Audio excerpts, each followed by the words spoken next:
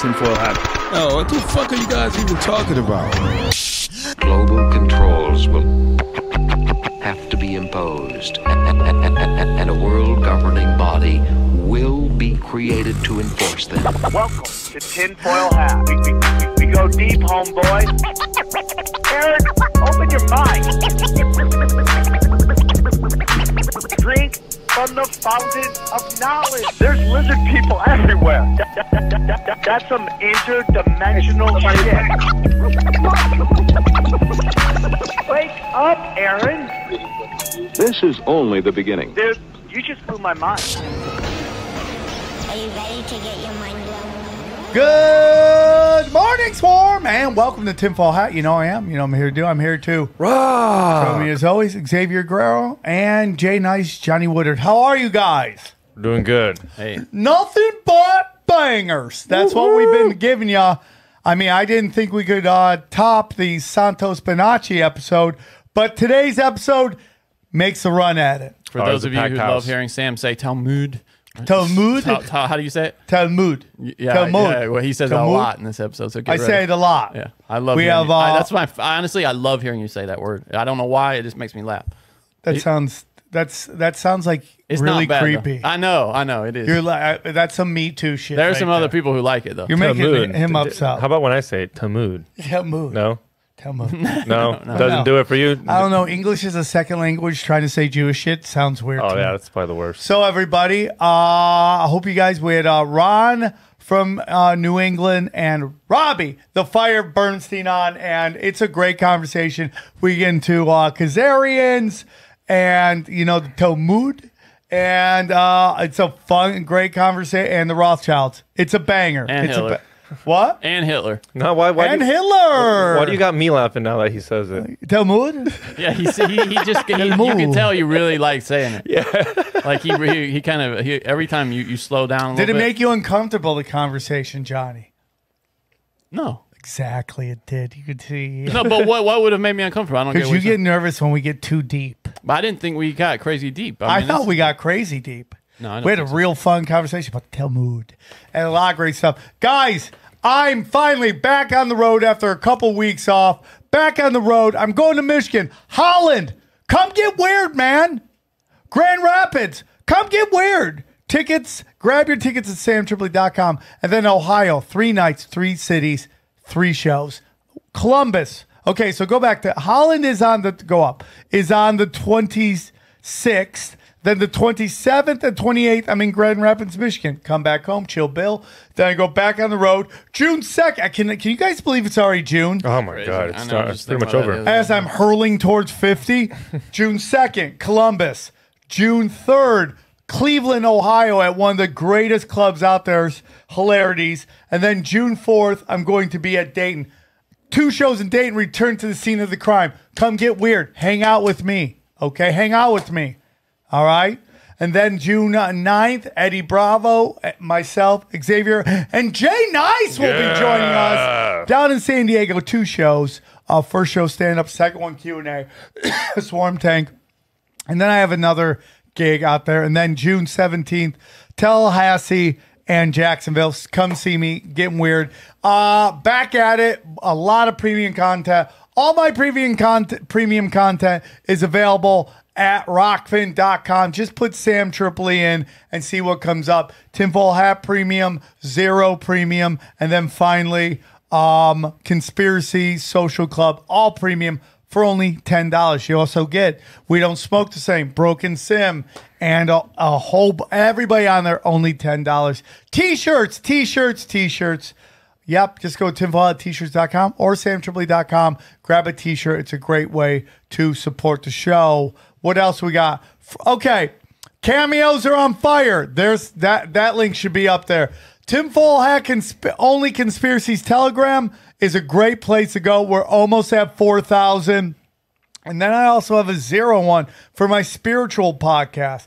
I have you'll be able to click that. Then go back, and then all my free audio is available at samtripoli.com.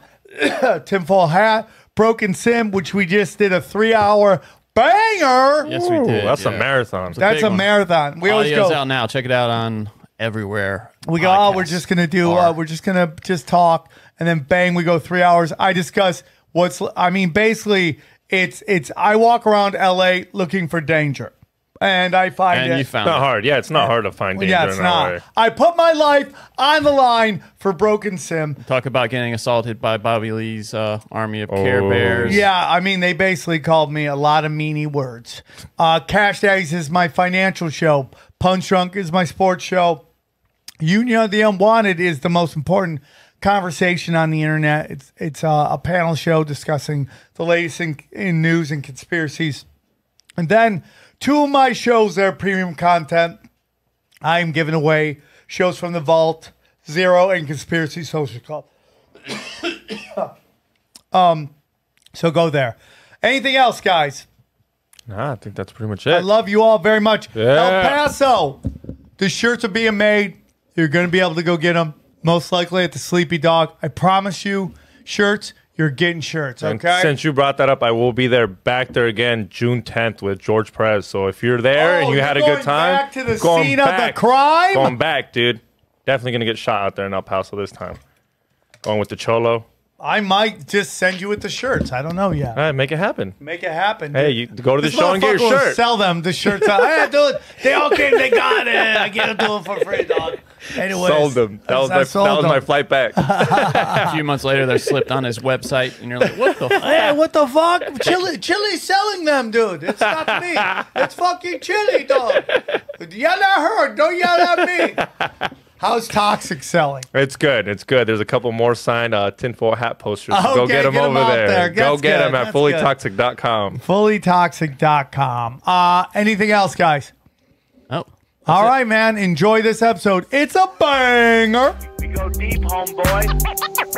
Aaron, open your mic. Drink from the fire. All right, man. Super excited about today's show. We got a packed studio. We got a wonderful guest on Zoom in studio. He just did a show in LA, and he's doing what I'm doing, man, which is setting up his own shit and doing it, bringing it right to the people. Very excited to have him on. Please welcome Rob the Fire Bernstein. How are you, buddy? Dude, pleasure to be here.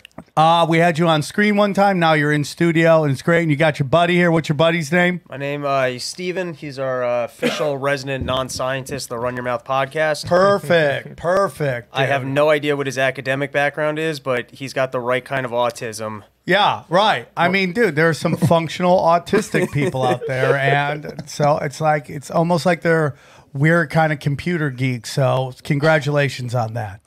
And your podcast is Run Your Mouth. Run Your Mouth. Okay, how's that going? Dude, I love it. It's the best. Yeah, right. It is the best. Just total freedom. Yeah, that's what it is, dude. And it's so funny. I call up my friends. I'm like, hey, man. They're like, yeah, I'm pitching this show. I'm pitching that show. I'm like, why are you doing that? Get a podcast. Put all your time and effort into that, and it will go. And speaking of a guy with a great podcast, I'm very excited to have him on. Please welcome from the Wicked Planet podcast. Please welcome Ron from New England. How are you, buddy? I'm doing good, Sam. How are you making out? I'm blessed. I enjoyed our last conversation. I enjoy your passion, and I'm super excited to have you on. And yeah, man, thanks for coming. For those who may not be familiar with you, can you tell us a little bit about yourself and your podcast? Well, like I said, my name is Ron from New England. I'm the host of the Wicked Planet podcast. The podcast about a year old. I started kind of getting my feet wet back during the first part of the pandemic and decided it was time to branch out and do my own show, just like you recommended for other people to do. So I did that. And we're a little over a year in, and it's looking good. We're having a good time. We got a really good audience, and we're just working to build on that.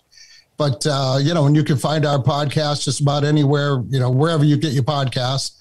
Spotify's a pretty big one. Apple, Google, Podbean, all the usual suspects. You can find us. So come check us out. And I got to know, is that a green screen, or do you have ask the same thing. or do you have all the Jew money we're about to talk about? It's a little bit of both. That is, I'm actually in my studio, and you don't, need to look. I have a big whiteboard up there where I put out my maps or whatever I'm working on. But this particular picture here is not my den. But it's the best, coolest looking picture. So it is a green screen. It is a green screen, which is fine. I mean, there is no reality anymore. So might as well just Is it real? I would have said, what is real? Tell me that. I mean, I would love to have it set up at my house, but that just is not going to work. There's too much action going on there. I like that. I love that you basically live in an opium den. Is that what you're talking about? Hooker. I mean, dude, when the metaverse is going and I'm in the old home, I will be in an opium den with fucking hookers all day and leave my kids just a little bit of inheritance and then leave me the fuck alone, dog, because daddy's king of the metaverse. So I'm very excited today about, this follows up our great podcast with Santos Bonacci, talking about black nobility, talking about the Vatican and the connections between the Persian Empire and the Vatican, and for me, that kind of connects a lot of dots. Alex Jones, like we said on the last show, got in trouble for saying that the Muslims were trying to run the Federal Reserve, and everyone's like, "Oh, dude, what were you covering for the Zionists?" And this is where we get into, and this is the argument I always have with a lot of people when I'm like, "It's Jews don't run everything." They are middle management. My apologies. Man, Jews get... Mark Maron got so mad at me. He's like, let me guess. Jews run everything? I'm like, no, they don't. And he's like, what? We don't run everything? I'm like, pick a lane, bro. No, I think you're actually right on that. Because you look at most of these institutions, and if Jews didn't exist, the institutions would still be there. But for some reason, Jews seem to get the middle management positions. Like, in other words, porn would exist without Jewish people, but we've seemed to be very successful at running the bigger websites for it. Well, I think you guys are positioned for that. And in the end of the day, what people are really into is the symbols they show you, which tend to be occult symbolism, which is what they do behind closed doors. So are there Jews in positions of power? 100%. But what do they represent? What do they really believe? And for me, when I saw that Israel just totally lit up, Israel with vaccines. I go, if you're really one people and you really love, why are you doing something isn't right and vaxxing your people up to 98%? Because in my humble opinion, there are levels to this shit. Yeah, and the head of Pfizer, that guttural speaking Israeli Jew. Yeah. He just sounds like a guy who's ripping you off, and you're going to end up with a carpet that somehow catches on fire. Yeah, 100%. Here on Melrose, we would always have there's just these shitty clothing stores, and for the longest time, they would just put hot 20-year-old chicks outside, and they were all ran by the same Israeli group. Yeah. They're just running game at this point. And they'd be like, bro, for you, I like you, bro. I give you this normally $70, $30 for you. I'm like, come on, bro. He's like, and then as soon as you walk out, the button falls off, and they're like, oh, it's yours, you bought that. But Ron, so I want to just get into that because, Rob isn't, would you say you're a conspiracy theorist? The answer is no, but yes, because what I believe to the average person is conspiracy. I think the Federal Reserve does not work in our interests. You might go a little bit further and go, hey, it's the Rothschilds all the way back to these people, which I wouldn't argue with. I just haven't really gone that far with it. But there's a deep state, and most of the world government is not working in our interest. Right. That is my accepted reality, which most people would see as conspiracy. Right. So that's why I'm glad you're on, because you could hear this whole thing. It's like Dave Smith. Dave Smith, right? Yeah. Dave Smith, and then someone like Jimmy Dore, they don't like being called conspiracy theorists, and that's fine. I get it, but it's you give it power when you get angry about it. If you just accepted it, they would just be, okay, fuck it, we can't get them with that shit too. But it's they're into everything up until we talk about lizard people or a giant pedophile ring or something like that. But Ron wants to talk about black nobility, and that to me, and the Khazarians, right? You want to get into Khazarians and Khazar and all that stuff. So where do you want to start, bud? Well, I mean, it's just like any other good story. Probably should start at the beginning, right? Because we hear, the whole thing about the Khazarian Empire is that, in history, no one has even heard of that. I mean, I'm a total history guy my whole life, and I had never heard of the Khazarian Empire. And what kind of brought it all to light was this whole thing between Russia and Ukraine, right?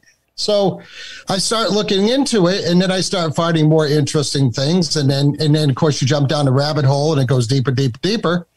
And we've got some interesting points to make, but I think it makes sense to give a little background on the Khazars, before we get into, the conspiracy part of it. And look, everybody calls me a conspiracy theorist too. And I mean, that's fine. I think that's just a general label that everybody can give us, right? I mean, anybody that wants to look into anything that's alternative or goes against the mainstream narrative. But I think there's more there's definitely more out there than what we're being spoon fed. And I think this is probably part of it. So, but you kind of got to go back to the beginning. So we can do that if you're ready to jump in. Let's do it. I mean, I'm excited about it. And it's weird when things start to really click that you're like, damn, maybe there is something here, right? I mean, I believed in this thing forever. Hey, guys, I want to tell you about our friends at Titan. That's right, Titan. Guys, listen, investing is important. You have to figure out who to trust, who not to trust. You have to do your work. You have to invest smart, okay? A lot of people want to get into the market. They don't know how. They don't know who to look for. Well, I want to tell you about our friends at Titan, okay? With Titan, you have a personal investment team that researches and invests for you so that you can aim to outperform the market while giving you a courtside seat to become a smarter investor along the way. With Titan, you get access to strategies similar to those in the 1% without having to be an ultra rich guy or pay hefty fees, okay? All it takes is $100 to get started. Deposit your money, select which of their portfolios you want to invest in, and that's it. Titan experts will give you updates about the market and decisions being made with your money, and you can ask them any questions within the app. And now Titan brings the knowledge to an expertly managed crypto portfolio, okay? We all know you should get into crypto, but who knows where to start? Instead of trying to guess, let the team who eats, sleeps, and breathes crypto to do research and invest with the fast-growing asset class. I do like Titan. I have $100 in the app, and I'm interested in looking on how to start investing into my retirement, okay? I am looking at it, all right? Guys, so check out Titan if you want to aim to become the smartest, wealthiest investor you have ever been. So head to titan.com/tinfoil to get $50 when you invest with Titan. You must go to the URL or you will not get the $50. So this is what they need you to do, okay? Just do it. That's $50 when you go to titan.com/tinfoil and invest with Titan, okay? This is a sponsored podcast ad. I am a client of Titan's and invested in flagship opportunities and crypto portfolio. And I just got to say, the idea of not being open to things other than what the government's been feeding you. I mean, look at the last couple of years. Trump was supposed to be a Russian asset. Yeah. There was supposed to be a virus that was supposed to kill me. There was supposed to be a vaccine that would save my life. And you just go a couple stages deeper. Like I remember the first book I read that was talking about Kissinger, right? And I was like, this can't be real. And then you find, well, that's 100% real. Or you read about the Fed and you're like, yeah, the monetary system has been hijacked by the banks that are going to, create money out of nothing and steal my money through inflation.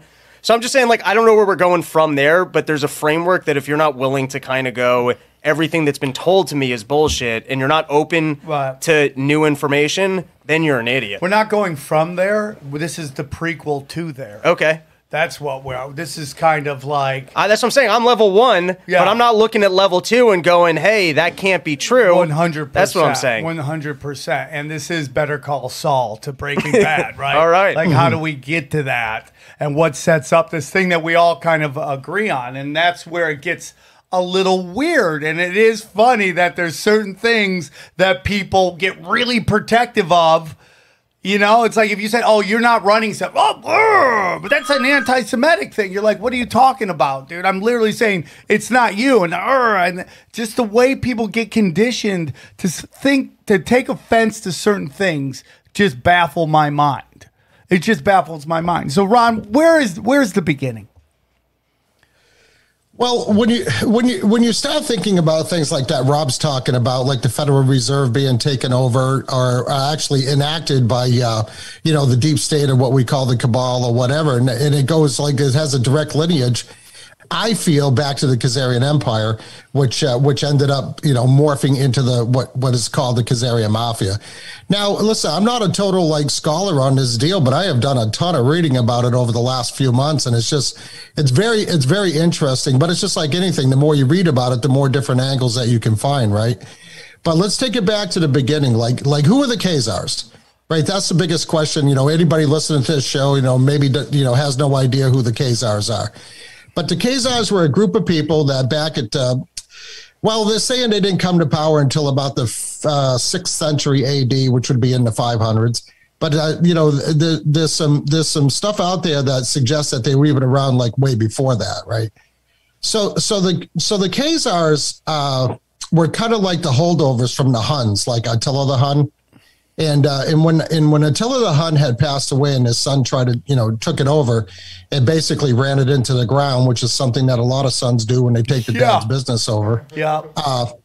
The Khazars kind of come into being. And what they did was, they took some of what was left of the Huns. The Khazars themselves were described as like a nomadic tribe with Turkish roots. And I think that's only because that was, I believe, the root language that they spoke to begin with was some type of Turkish language back in 500s, 6th century. And then what they did was they ended up just being pretty much a melting pot of people, which, I drew a lot of parallels between the Khazars and the United States. And there's a lot of parallels that can be made there because, you take the United States and we're a conglomeration of, countless types of people. And it was like 25 different ethnic groups that were all kind of encompassed into the Khazarian Empire. But in the beginning, they started out kind of small, just like anything. You had maybe like a few thousand of them to begin with, and then as time went by, they would send out these little raiding parties, and they would raid all their neighboring clans and tribes and whatnot. And when they defeated them, well, they would take the people that they wanted to. They would bring them into the fold to give them the opportunity to join them, or suffer whatever consequence was going to happen if they decided they weren't going to do that. So, you take a few hundred years of that, and then before you know it, you have yourself a pretty big empire. Again, if you want to compare it to the United States, right? So there was the remnants of the Huns, the Gok Turks, I guess, is another clan or another type of people that they kind of assimilated into the Khazarian Empire, and basically whoever they could conquer, is what they added into the fold. So the first king of the Khazarians was a gentleman named Urbis, and he was the first what they called the Khan, because it was called the Khazarian Khaganate. Is what they used, instead of the empire or whatever. But and they're located where they started out was north of the. Hold on. What did you want to ask, Rob? What did he go by? Was he King Kong or King Urbis? King Urbis the First? I believe he was Khan Urbis. Khan Urbis. So he didn't even use the king title. No, because the king title wasn't used in Turkish groups or the Huns or anything like that. They were called Khans, just like they do in what's Iran now and early Iraq, Persia, for instance, or even Arabs. So kings were more of a Western thing. Yeah. Kings were more of North Africa, European type of thing, monarchies. Mm-hmm. I mean, these were essentially monarchies, right? But I mean, they just had the head leader, and he was considered, we could call him a king, but that's basically what they were. They were the leader of their group or the leader of their empire, and they called them Khans.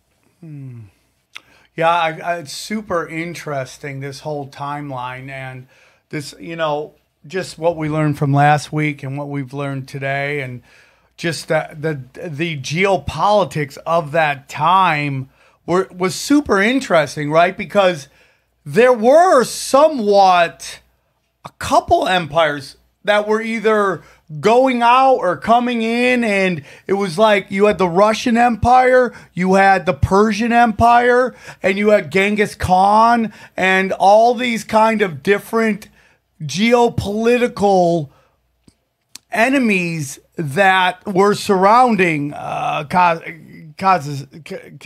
right? Right, yeah. And Khazaria, like where you see where they were geographically were north of the Caucasus Mountains, and the Caucasus Mountains lie in between the Black Sea and the Caspian Sea.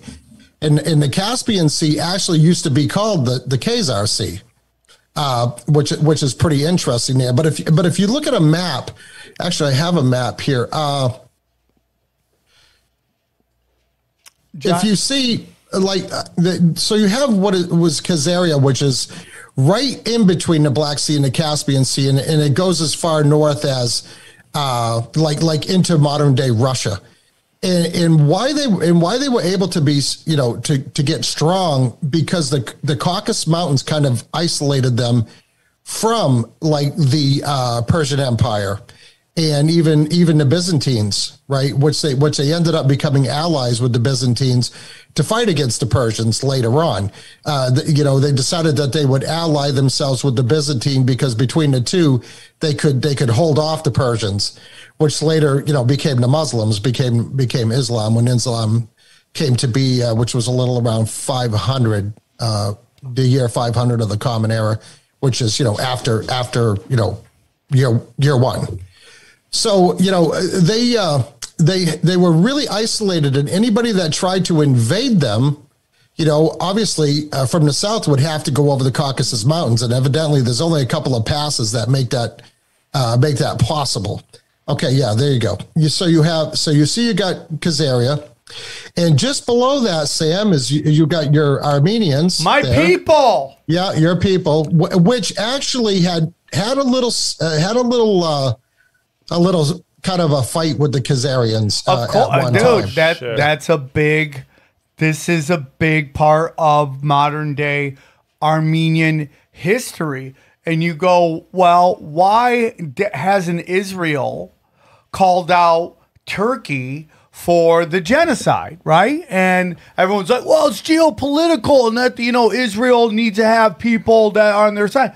No, man, if you go back far enough to Khazaria, okay? Khazarians, when you go back far enough, have Turkish roots. And if exactly. I always thought we were trying to monopolize complaining. Yeah, well, dude, I mean, you guys won that thing. You have a billion movies about your Holocaust. Yeah. We have like one about ours. So you guys won that thing. But that is a big, big thing in the geopolitics. Why? Why didn't Israel ever recognize it? Because as you go farther back, I mean, if you look at the names that are associated with the foundation of Israel, it's one name, the Rothschilds. And they are, as you go far back enough, have Khazarian roots, if you go back far enough, right? Yeah, and we'll get into that, Sam. My problem. When we get a little bit into when the Khazarian Empire was defeated, and how they just kind of decided that they would go into the shadows, go underground, and this is when they were really being active in what we would deem like illegal things to amass a fortune, and that is when they got into bed with the Bowers, better known as the Rothschilds. Here we go. As their frontmen. Okay, but and this was the whole reason why I got into Khazaria in the first place, was because of how we heard all the, and let's just call them conspiracy theories so we don't get into trouble with anybody, because we don't know these to be fact, but it's pretty common knowledge, right? That Ukraine is the kind of center of money laundering for the elite. It's number one in human trafficking. I think that's an actual stat that's legit. And, it could be drug trafficking, any of that, anything that the elites or the people that want to, the New World Order want to control, they do it out of Ukraine.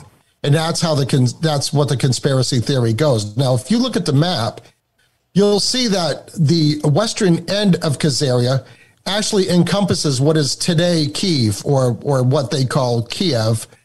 And you know what? Just a little sidebar on that. I always wondered, like me growing up in school, it was always Kiev, right? And now, on the news, they're calling it Kyiv.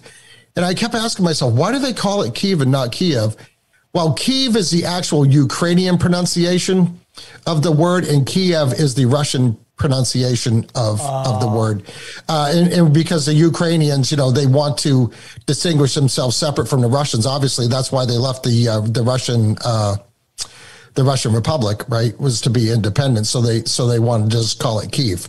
But if you look at this map of the Khazarian Empire, well, it goes over to Kyiv, right? Kyiv, right on the Dnieper River. I mean, that was like the western border of Khazaria. Okay, all right. Yeah. We're talking like all the way to the right on that area right there in there. Yeah. So if you're looking at a map, look all the way to your left, just above the Black Sea. You see where you have Crimea, which Crimea was the Khazarian Kiev, Empire I see it now. My had apologies. control of Crimea. So it's all the way on the left. There we go. All right. There we go. Yeah, you're totally right, man. So it's right there in the middle of it. Can I ask? Yeah. So, in your opinion, what's the Ukraine global elite play? Why is it such a strategic asset? You said that it's a money laundering, but what's the dynamic on that? Why do they need Ukraine? Well, not absolutely sure on that. However, I do know that the United States has installed the current government, Zelensky. Right. I mean, they deposed Poroshenko, and then of course, then they charged him with treason and all this. And then of course, the president before Poroshenko was the president that the Russians didn't want in because Putin got accused of poisoning him with dioxin. If you guys remember that story. But Poroshenko wasn't playing ball with the United States, which means he probably wasn't playing ball with the Khazarian mafia either. So I think this is where the conspiracy theory came in, that they had to get rid of him, and this was the beginning of the Ukrainian civil war that actually ended with Zelensky being installed as the president.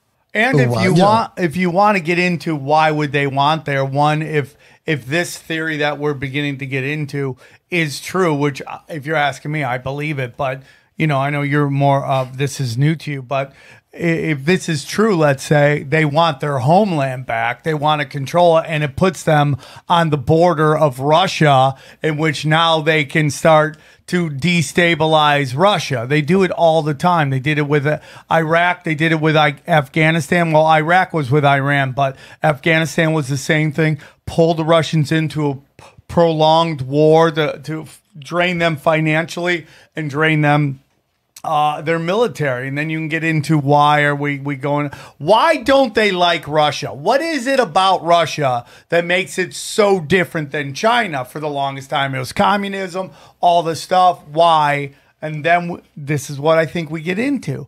And this is another weird thing for you. I'd love for you to come on sometime and talk about it. But it's like Khazarians versus Tatarians, dude.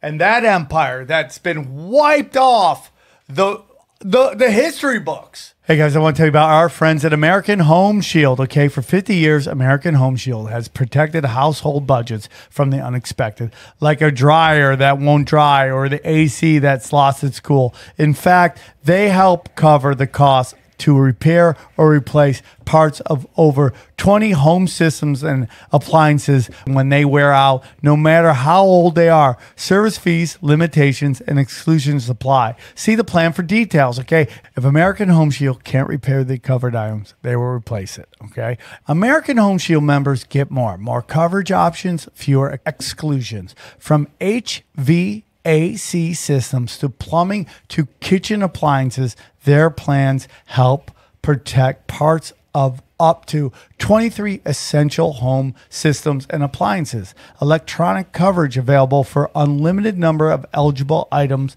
like smartwatches, TVs, and more, okay? Options include roof leak repair, pool and spa coverage. Coverage available no matter how old your systems and appliances are. And trust me, guys, I totally understand this because right now I have a refrigerator that is breaking down. I mean, it's saying goodbye. It's writing its will. It's calling it a day. We're calling relatives in to say goodbye. It's just unbelievable. This refrigerator is going down. And if I had American Home Shield, I wouldn't have to worry about it. It would be really simple. Okay, so here's what I need you guys to do. Keep your home up and running in a budget on track with American Home Shield. Right now, tinfoil hat listeners can take $50 off their most comprehensive plans ever.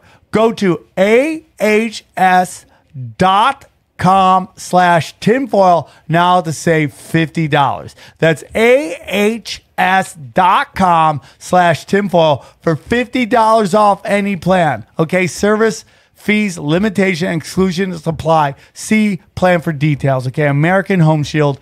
Be sure with the shield. So I would have thought the Ukraine thing, it's more Nord Stream, Russian oil, and the lithium. Like, I would have seen it more geopolitics. You're seeing it more as these are ancient tribal fights.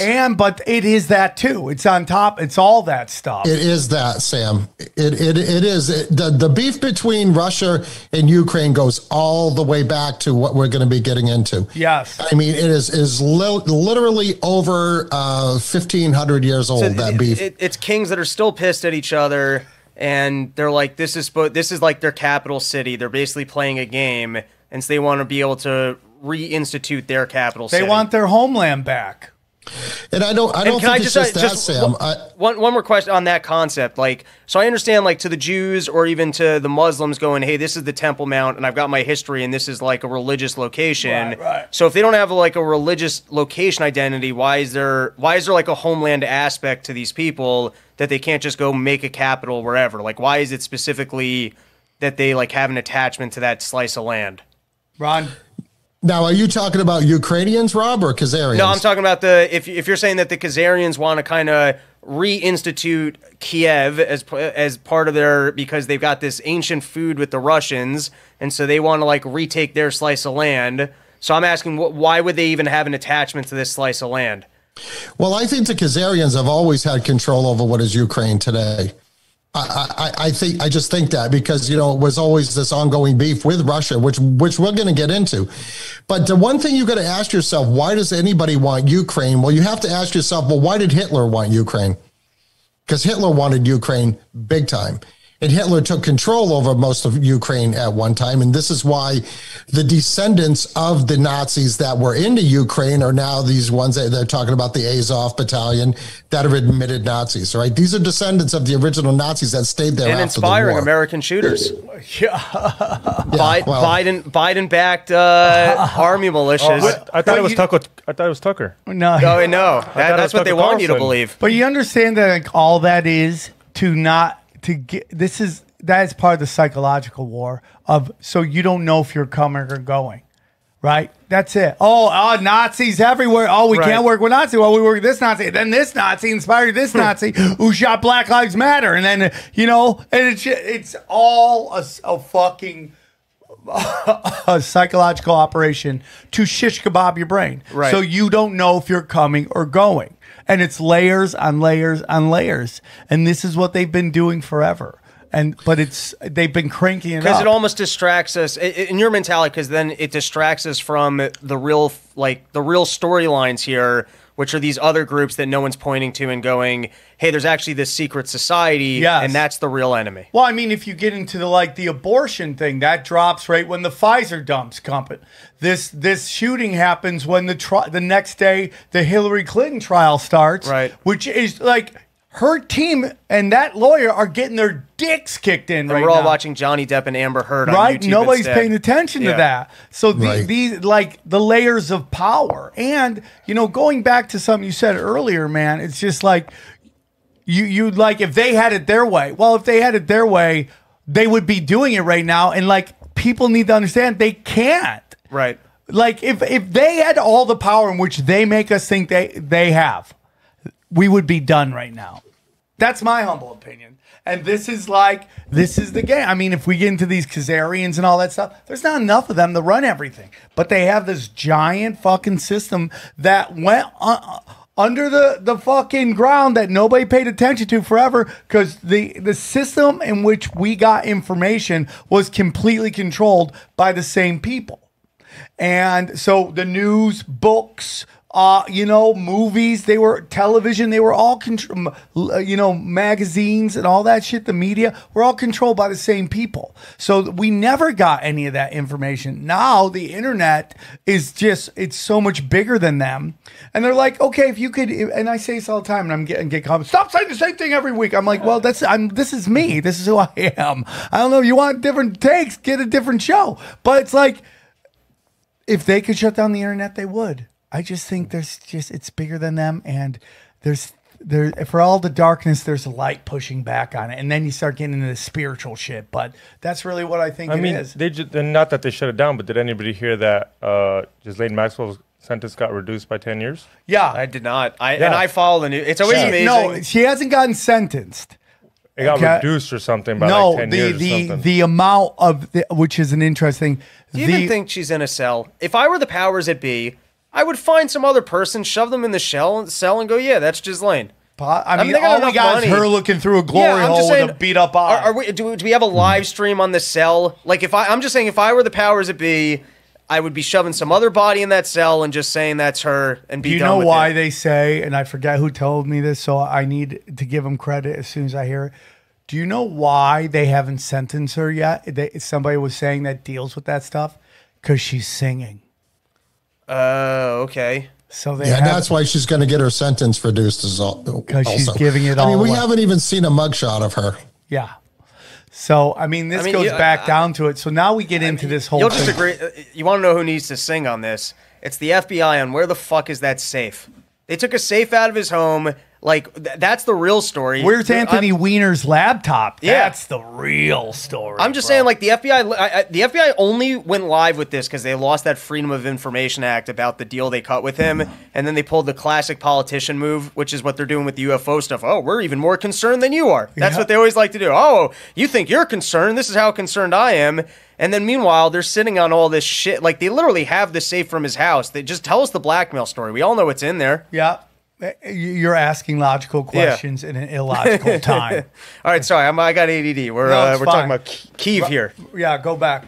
Yeah, well, to answer Rob's question too, why does everybody want Ukraine? Okay, you got to remember Ukraine has tons of natural resources, right? I mean, including what's the lithium play? I've heard it's $1 trillion worth of lithium. I was just going to say the lithium, which is going to be a huge thing for anybody that wants to push this Green New Deal bullshit, right?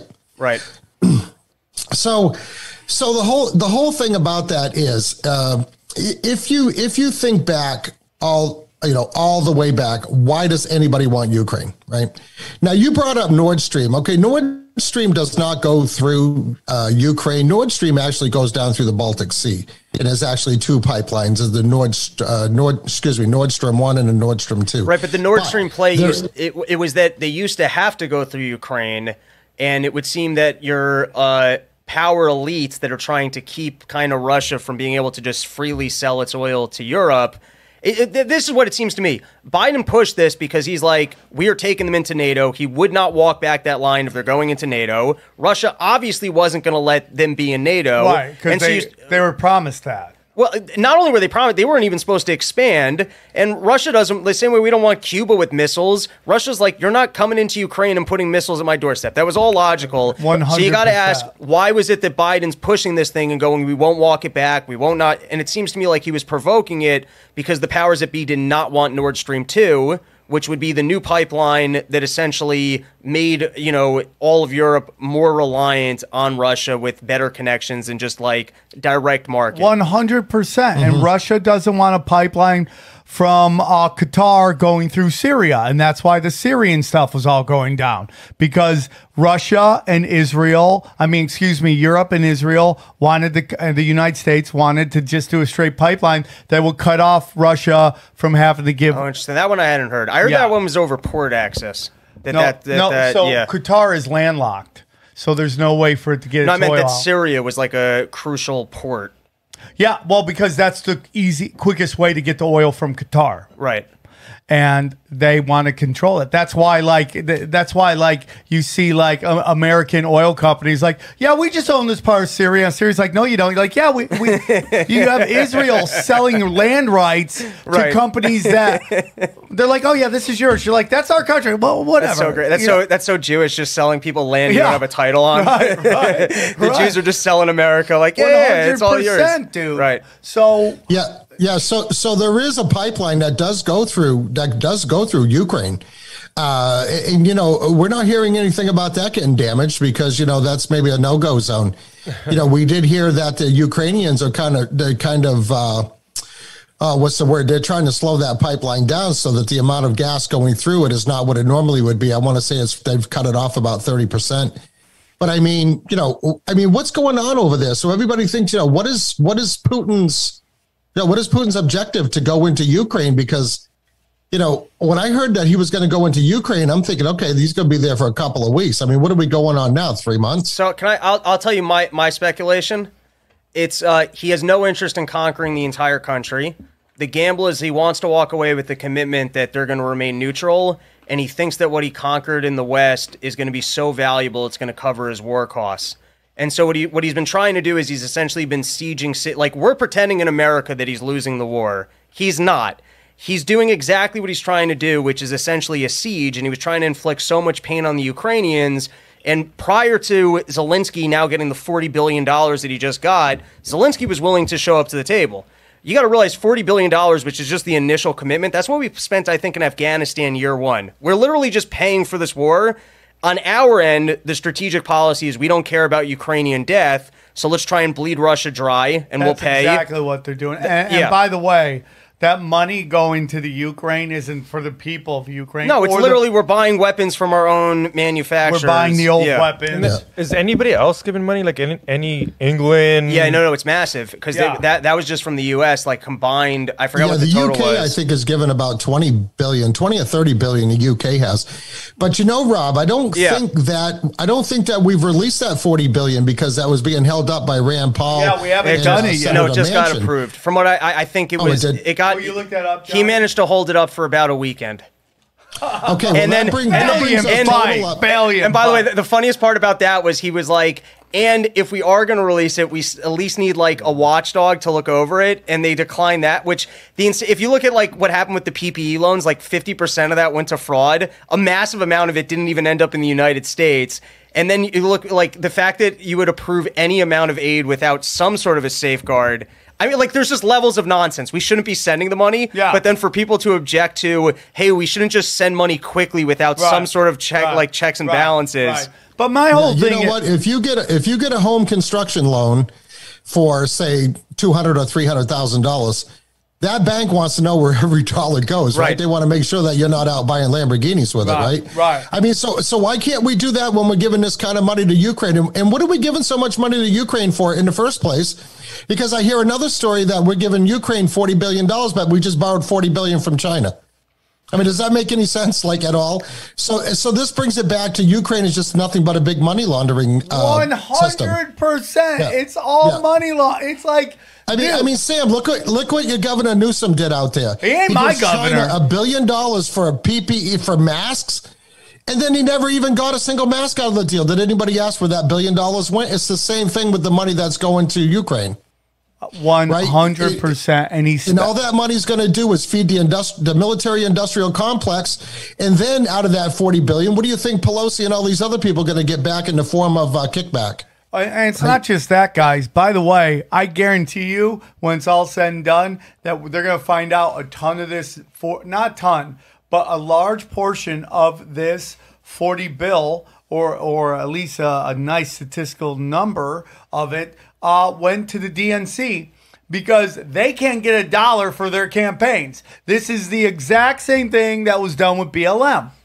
They create this chaos. Everyone funds BLM.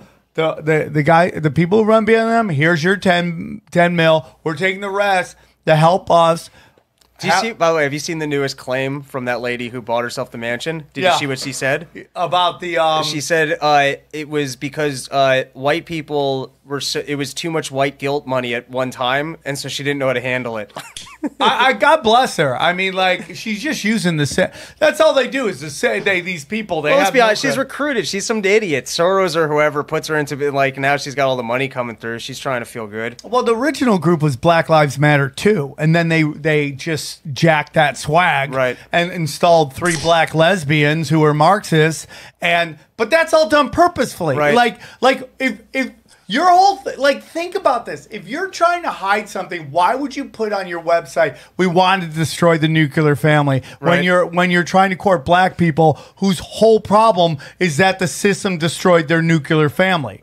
That's all done purposefully. More layers and layers to get us all to fight with each other. All right, so just this is the most fascinating thing in the world to me, that the potential that the Rothschilds date all the way back to some ancient people. So just because I ADD'd this to get it back on track. So we've got the Khazarians want to get back into this region, and they're involved with the Ukraine shenanigans. Yeah. So there is a Rothschild connection, like, for sure, right? So when the Khazarian Empire was defeated, and here's the beginning of why they have such a beef with the Russians, right? This is it, man. This is everything. Yeah. It was the Kievan Rus, which were basically Vikings.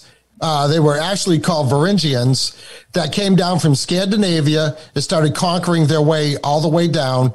They're the ones that came in and had an alliance with the Byzantines, because the Byzantines at first were allied with the Khazarians to fight against the Persians.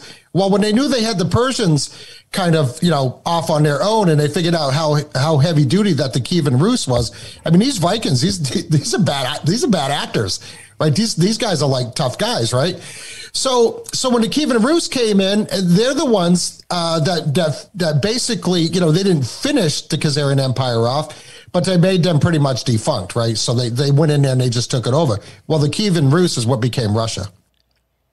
So now the Khazarian Empire and the people that ran the Khazarian Empire, didn't know that.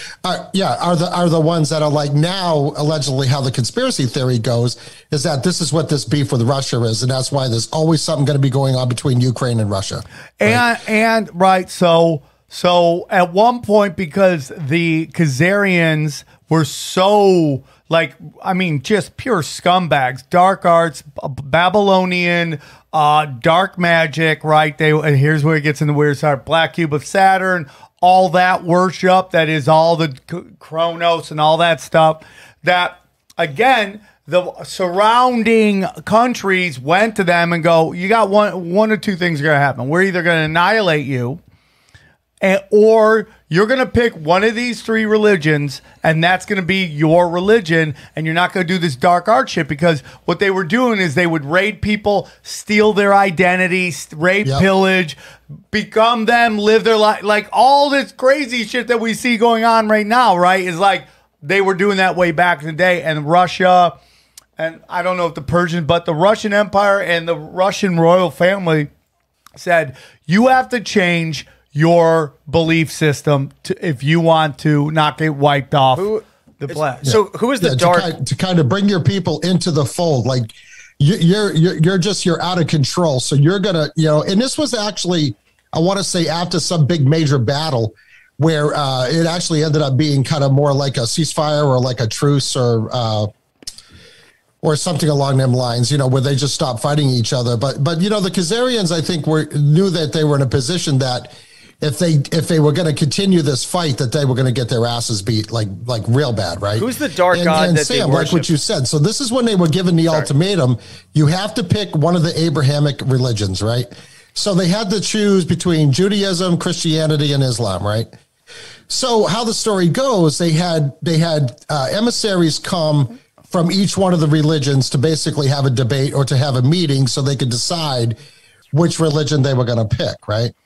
But all the time, the Khazarians are like, well, these obviously were pretty intelligent people. They're like, well, if we pick Christianity, we're going to be constantly at war with Islam, right? If we pick Islam, we're going to be in constant war against Christianity, which AKA the Roman Empire, yes, right? Because 100%. You got to remember, Constantinople is modern day Istanbul. Constantinople was named for the Emperor Constantine. It was the Roman Empire's eastern power structure was in Constantinople, which eventually later on did fall to the Muslims, back and forth several times. I mean, the Khazarians fought the Persians and the Muslims, like in the Arabs, like multiple times. And they were able to hold them off. It was like a tit for tat type of thing. And they would always just retreat back to the other side of the Caucasus Mountains, and no other army wanted to go in there because that would be a trap. I think that's something that even Alexander the Great had run into before. So maybe they learned from that you don't want to, go over these mountains and fight these guys, because by the time you get there, your ass is going to be so beat, you're not going to have any will to fight by the time you get there. So this is why the Khazarians were kind of isolated. And the Byzantines, towards the end, when they had their alliance with the Kievan Rus, was basically a Byzantine say, listen, we want to isolate these Khazarians. These people are out of control. Yeah. We want to isolate them. So we'll hold the southern line.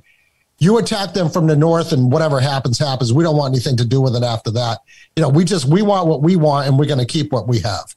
Right. And this was all basically came from Rome also. The Byzantines and the Romans. The Romans later. Romans came in after the Byzantines, I believe.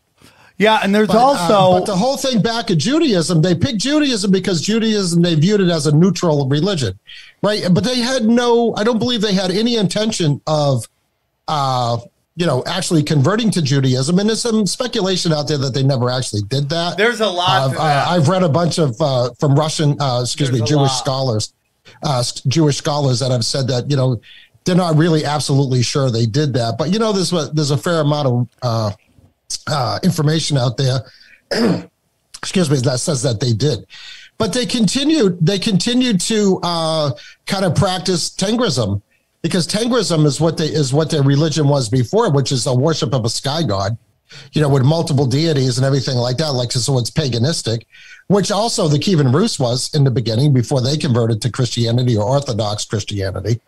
So that was the whole thing with them saying that they had converted to Judaism, was to actually, keep people from attacking them, Ron, so that they could continue to lay low and then hide behind the fact that, oh no, we're all practicing Jews here, so nobody should have a problem with us. And I think that was their angle, and that was the angle that they took. So they even adopted the Jewish weasel thing.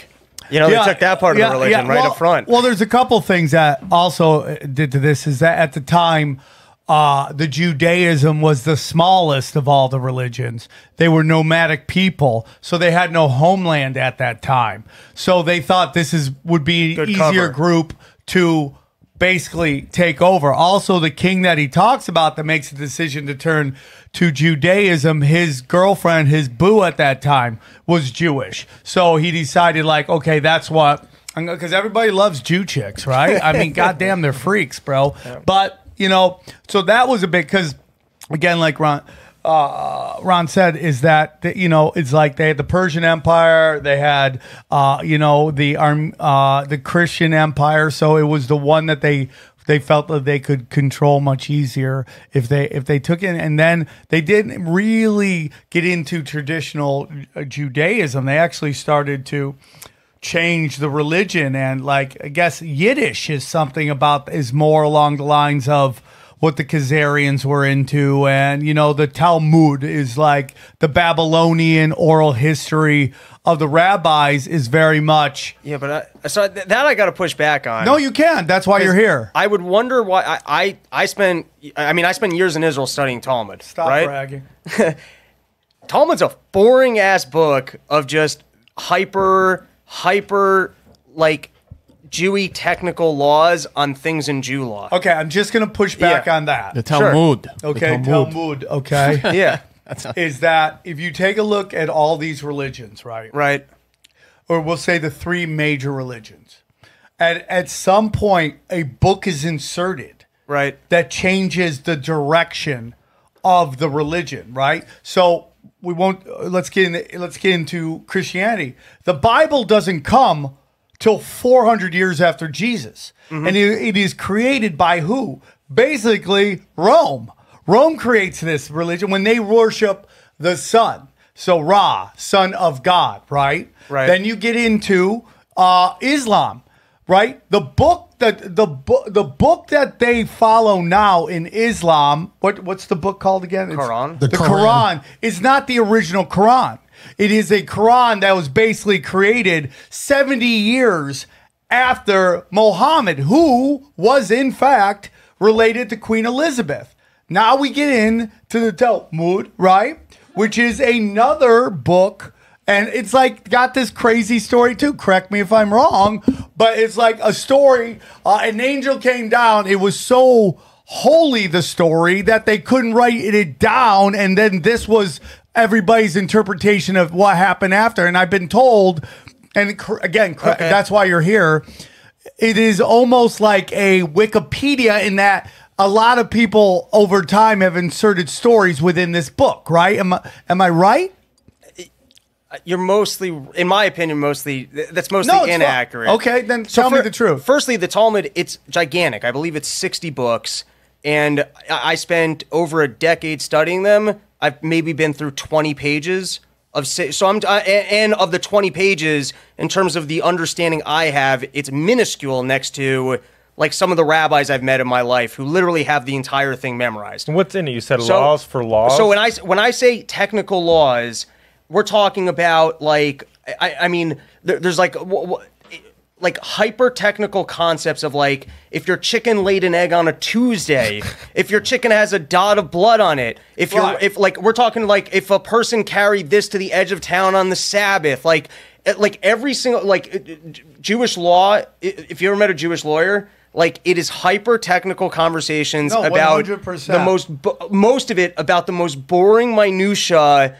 There's an entire thing about, because if you're Jewish, you're not supposed to have sex with your wife basically 2 weeks out of every month, from like the beginning of when she starts menstruating to the end. There's an entire book called Nita, blood. No, it's not kosher to have your Red Wings. Is that what you said? What? It's not kosher to have your Red Wings. Is that what exactly. Yeah, they're not into that. So it's like the most technical, or one of the ones do you know anybody that follows that? Yeah, my dad. I mean, I got relatives that are following this. But they don't skip a day. Like, is it on the calendar? I think I would just forget. Like, oh, it's a Wednesday. I was like, oh, you weren't supposed to do it. It's 2 weeks from you count your days. You get your first blood. You count your days. You go to the ritual bath. Yeah, those are very traditional Jews, of course. So, but what you're telling me, I'm saying the book of the Talmud, right, which I've studied, right, is mostly a fairly boring book. But there are some things in it that are like, what's up with that? Which is no different than the modern day, the Quran that they use and the Bible. That's my point. Like, we had the Torah, right? Which is more of the traditional Judaism. So the way that it's, if we're just going gospel, Moses comes down with the written law, and then there's a secondary legacy of the oral law. Okay. And the oral law, one of the proof that they go to is that the original book will give you laws without the instructions. So it essentially references that there's a second set of laws, right? Okay. And even the Bible, like if you look at it, there's some chapters. I'm just trying to do timelines, right? What is the timeline? So here's the timeline. Okay. During the destruction of the Second Temple, there was a guy who made a deal with the Romans to take a town called Yavne, and he said, I'm going to go there with the religious scholars. And so Judaism kind of takes a spin from being... But is the Torah around at this point when he's like, okay, all right. So you always had the written law. There's a pivot after the collapse of the Second Temple from being kind of a religion that I would say is more focused in the Temple Mount and doing sacrifices to kind of what I would call the religious elites get this town called Yavne. And now you start this kind of new... It's not really a new journey. In a later point of time, they start just studying the law. It starts getting forgotten, and so then you have your first generation of people that write it down. So that's what I'm saying, and again, I'm just going like, okay, these three major religions suddenly have another book, and that's all I'm saying. I'm not like fine, but so they have a book which is the Talmud, which is essentially, I'll tell you what it is. It's the written arguments of people trying to figure out what the oral law is. So you have, it's like a big court case, Rob. It's the biggest court case you've ever seen with the most technical, boring shit you've ever seen. Right. You study it for 10 years? No, oh my 20 God. Pages. 20 pages. And by the way, you only got 20 pages in? And there's a mode of like, it gets crazy. There's like a mode of interpretation where they start going, well, the law can't be that way because it's referenced here. Whatever. Okay. Anyways, the point being, the categorization of the Talmud as being some sort of like a dark arts or otherwise, it is 90% a technical law book for Jewish law, which includes how does the Sabbath work? How do the laws of kosher work? How do the laws of not having my sex when I totally understand what you're saying. What I am saying is this, is if my study of history, and I'm not, what I'm trying to tell you is what the people are saying on the streets, okay? Right. Like when you hear that the Talmud is this evil, this is what they're talking about here, okay? Is that Judaism is an offshoot of Hinduism, just like Christianity is, just like Islam is. They're all offshoots of Hinduism, and Hinduism is probably an offshoot of something even more ancient.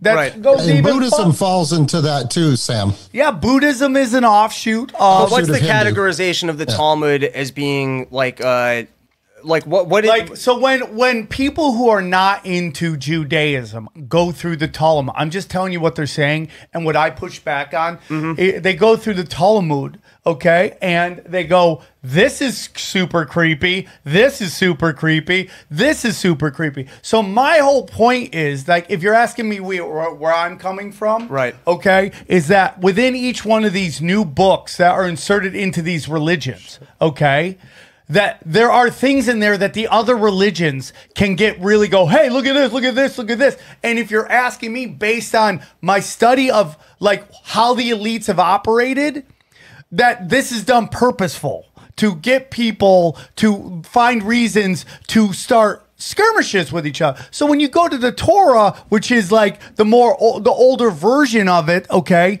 you are getting closer to what Hinduism is, and Hinduism influenced Christianity and all this stuff. Now you have I don't know if you're asking me, it's probably the same people that took Christianity, just hear me out, Christianity, and created Catholicism, which changes it just a little bit. Just to repeat it back, there's later versions of the religion that inserted things that were inflammatory, just so that the religions wouldn't get along. Yes, that's my whole point. That's it. So it's like what are some of those things though? I mean, I mean, like if I've watched these videos forever, they're like it's just like certain things, like okay, like can I give an example in Christianity and in Catholicism?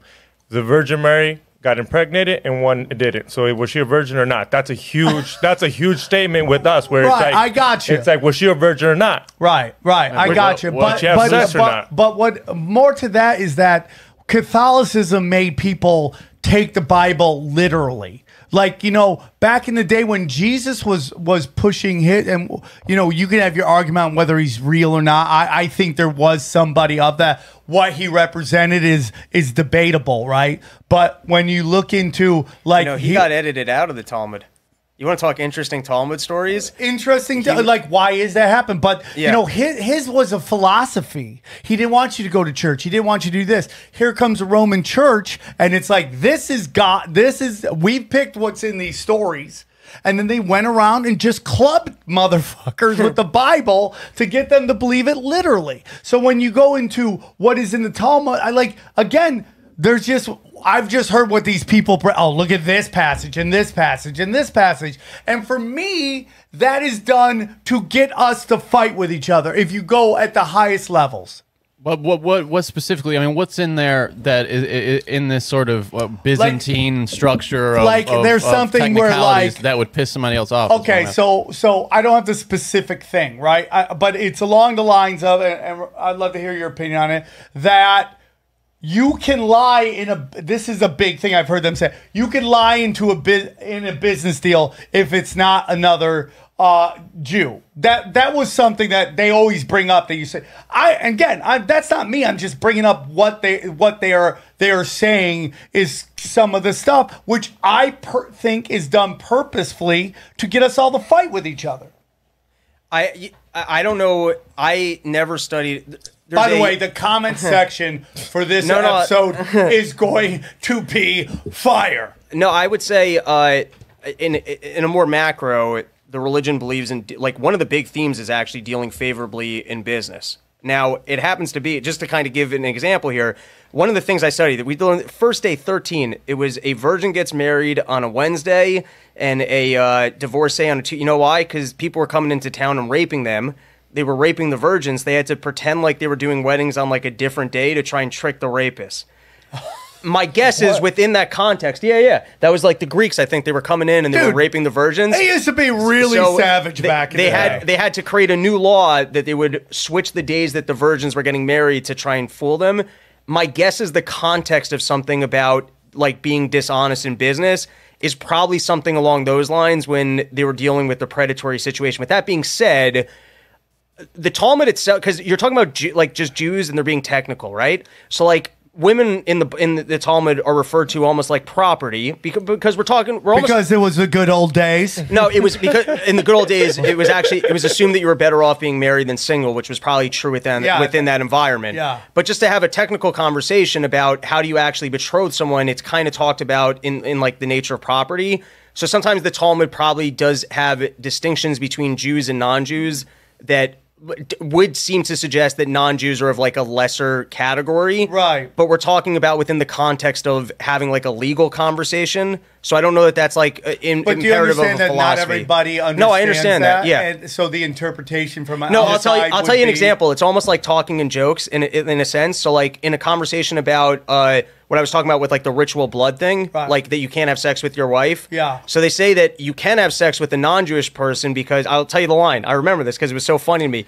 Bias goy, sex with a non-Jew, kamo bias behem is like sex with an animal. Now, if you're an outsider, you're like, holy shit, these Jews just said it's like fucking an animal. Yeah. Not really. The rabbi, it's a joke. It's not that it's a joke. It's that they're you don't have to convince me. I'm just telling you. But I'm just saying they're highlighting the context of the law. That within the context of the law, if we're talking about like sex within 7 days, that doesn't apply to them the same as it wouldn't apply to an animal. Right. But you see what I'm saying? But on the outside, you go, holy shit, they're referring to me as an animal. That's what we're talking about. It's actually, you see what I'm saying? It's legal. Right. It's the way you would write a joke. It's like the legal framework. They're going for the extreme to prove the example. Now, if I don't know that, I'm reading that, I'm like, holy shit, the rabbis just called me. By the way, they used to call vaginas makom erva, the place of disgustingness. Really? Yeah, that was the way it was. Dude, they look like alien parts, bro. But I want to ask you before we get back to poor Ron sitting quietly. Sorry, I'm taking this over with Talmud Jewish talk. Dude, I love this. Because I want to ask you. Well, I have more Jewish talk. Before, honestly, he's sitting patient. He's like, I got the golden egg here. Let him dig his hole. What percentage of like Jews really get into the Talmud? Like, what percentage sit down and like go through this thing? Because if from an outside view and my understanding of Jews was my math tutor in Cortland and then Ari Shafir. Okay, right. And like mine's just Ben Shapiro. Right. So like.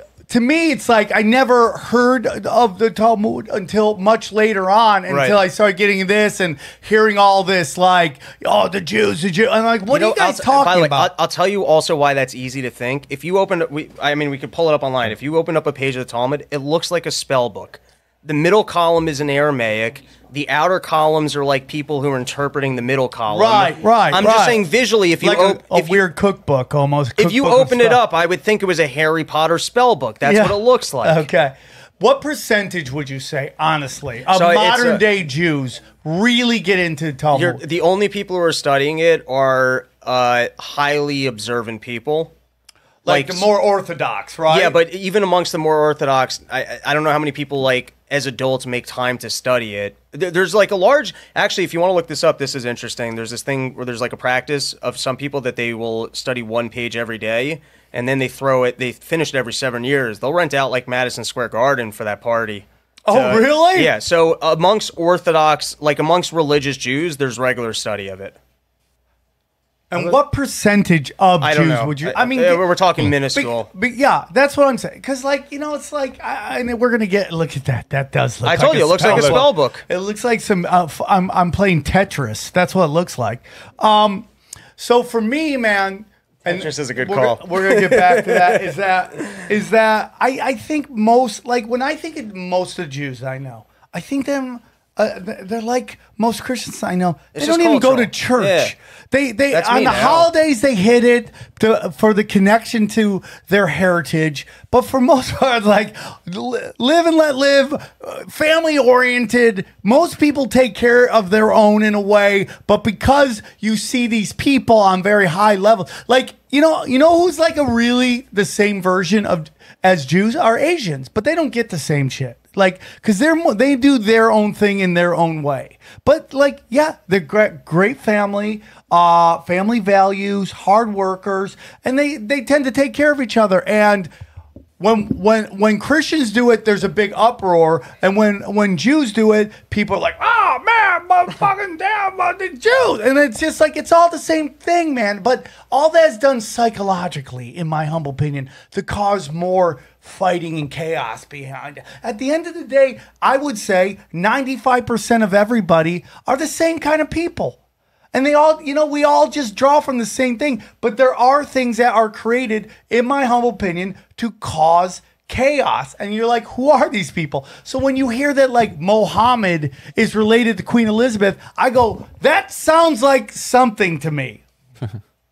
That sounds like something to me. I'm on board with the bigger theory, which is that, someone's reorienting these religions to try and That's all chaos. I'm saying. I'm okay with that. And at the end of the day, everybody's the same. But it's I really, think the particular of that, like the Talmud is a demon book, I think is misguided. But the bigger That was my question for you, Rob. Sure. I didn't mean to Are interrupt, you a but that was demon? my question.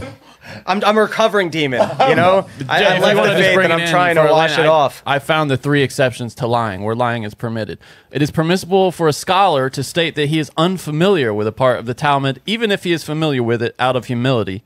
It is permissible to lie in response to intimate questions regarding one's marital life. And then lying about hospitality received. So, it's like, hey, well, how was dinner? Oh, it was great. You're allowed to do that. Those are the three big exceptions to bearing false witness. So. yeah. Okay, Rob, I have a question for you about Babylonian Talmudism. Because when they say that the Khazarians adopted Judaism, that they practiced the Babylonian Talmudism type of Judaism, right? But the more that I'm finding out about it and the more that I'm discovering that the Khazarians actually still worshipped Moloch. They worshipped the cult of Baal, the Luciferian agenda. And I found an interesting picture online. And this is actually when I had first come across this is what kind of got me more interested in the Khazarians and the whole Ukraine and the Luciferian agenda / New World Order, whatever you want to call it, right? So is there a demonic kind of feel to the Babylonian Talmud, or is that just something that people are just making up? I mean, I would think one of the core tenets of Judaism is that you should not, it's the first commandment. I'm the one and only God. And then if you look at the later books, it's all about the prophets living in Jerusalem and trying to kill out. I mean, if anything, the complaint with Judaism would be, why was it a part of the religion that they had to come into a country and mercilessly kill people? And that's how anti-idolatry the religion was. It was like, it was almost like a core tenet of the thing is we're going to eradicate idolatry. So then you convert over to the Talmud, which is the one part that lives on, and it's kind of the most spiritual of the Jews. It's almost like a version of the Judaism that no one could keep except for the most spiritual of it. And then to somehow reinsert that there was some interest in idolatry. One, it doesn't exist anywhere within it. I've never seen a single thing about worshiping idols. And secondly, it's just a core tenet of the religion to kind of be the anti-idolatry religion. You know what I mean? So I don't really even know where you would try and fit that narrative in. See, that's why I like this conversation. And I think it's important because it's very easy and to get lost in that. And I think a lot of the stuff with the quote unquote anti-Semitism is done to stop conversations, meaning that people are saying it's like Larry Gators. Do you know who Larry Gators is? No. He was this guy who used to come on our show all the time, and he would rhyme conspiracies, and everyone's like, "Oh, you're amazing, John." He's like, "I don't trust him," right from the start, and he would come in and he would always be like, the Jews," and I'm like, "Hey, man, we don't. That's not what we believe on the show." And then this guy, John, from Crowdsource the Truth, John Goodman, is it? Goodman, I believe is his name. He was coming that he was controlled opposition to censor certain shows by yelling about the Jews. Well, later on, Goodman got accused of being a part of the Mossad. I don't know if that's true or not. Jason Goodman. Jason Goodman. I don't know if that's true or not. I haven't heard from Jason, and I have no problems with Jason. So, but he called out that guy. So I always believe that the bat signal is when they send in people on certain social media and stuff to be like, it's the Jews, it's the Jews, it's the Jews. That is used as a bat signal to call in censorship. Right. In my humble, and people are like, well, if you start censoring this, then you're going to do this. I go, well, what if that is meant to be the thing that kicks off all the censorship? So that's kind of what I think is going on because, Dana, my girl, I go down, I celebrate all these holidays, and their family just is like, the dad always wants to read about what Passover's about. Nobody cares. Wait, you go to Passover Seder? I go with Hilarious. I go with Dana to her family, and they're like, dude, we just fucking nobody cares. Nobody, Right. Literally, they all spend time showing respect to the patriarchy of the family because he's a wonderful guy. But most of the people, they show up on the holidays to stay connected to their tradition. But that's most religion. I was for the longest time I was doing the axis of evil, with the Muslims, and I would go meet all these Muslims, and they were all fucking. Most of them were doing drugs and partying, banging white chicks, and having the best time. They were the nicest people, even though my joke was too much for them. They were so nice, and that's to me everybody. Everybody is good. You have crazy people at the top that get everybody to fight with each other, and that's kind of what it's always been. So my question is, who are these crazy kind of people? Because, you get into Jeffrey Epstein, right? And everyone's like, oh, it's Mossad, it's this. But when you study all these people, they have symbolism of what Ron's talking about. Right. Which is this Babylonian religion, which is this, whether it's Moloch or Baal or all these other things, these that just get into what we'll label as dark arts because of its intention. Magic isn't good or bad. It's like a gun. It's either you're going to kill somebody or it's a paperweight. It's how you use it. So it's this magic that's being used that, in my humble opinion, is the real power sense, and that they use Judaism, Islam, and all that stuff to walk amongst us. And that's what's really about. And Sam, what you're talking about is the Babylonian money magic. And it's funny that you said that about the Mossad, because the theory is that the Mossad is basically Khazarian mafia. So also. what is the Babylonian money magic? Of that. What is Babylonian money magic? Babylonian money magic is like what the Federal Reserve does and what any central bank does. So we're using magic as a poetic the word. Rothschild in. Okay, so you're familiar with the term usury, right? Isn't usury just interest? It is, but the central banks print money with nothing to back it up, aka fiat currency. That's different than usury. You're talking fractional reserve banking. Okay, well, let me finish. Oh, so when they loan that money out, it's with interest attached. That is the Babylonian money magic, because they print money from nothing, they loan it out, they've got nothing to back it up, it's just worth the paper that it's printed on, and they charge interest on that. And this is where the Khazarian mafia, the Rothschilds, everybody that controls the central bank, this is where they make their actual money, is on the interest. I mean, because that money, the principle that they get back, well, it wasn't worth anything to begin with, but the interest is. Now, it's all fiat currency, no matter how you look at it. But there's something interesting. If I can screen share real quick, something I want you guys to see. I just want to say something real quick that, no, go on. I mean, when you use magic, I think it's a poetic. I mean, you're using it as a poetic word for the fact that they've created fractional reserve banking, which is diabolically brilliant if you think about it. Right. And now they don't even have to have money in their bank. You can go, hey man, I need $10. I can take a piece of paper, $10, hand to you, and you can go use it. That's monopoly money. That's monopoly money, Sam. If you Fake look, money can you out, guys real see money this in. graphic? Yes. Yeah. Okay, so if you look at the Khazarian Tamga, this is the symbol of Khazaria, right? Look at the Moloch sigil, and look at the crest of Ukraine. I It's didn't all know the about the same thing. Moloch one, but I saw Khazarian and the Ukraine crest look almost exactly alike.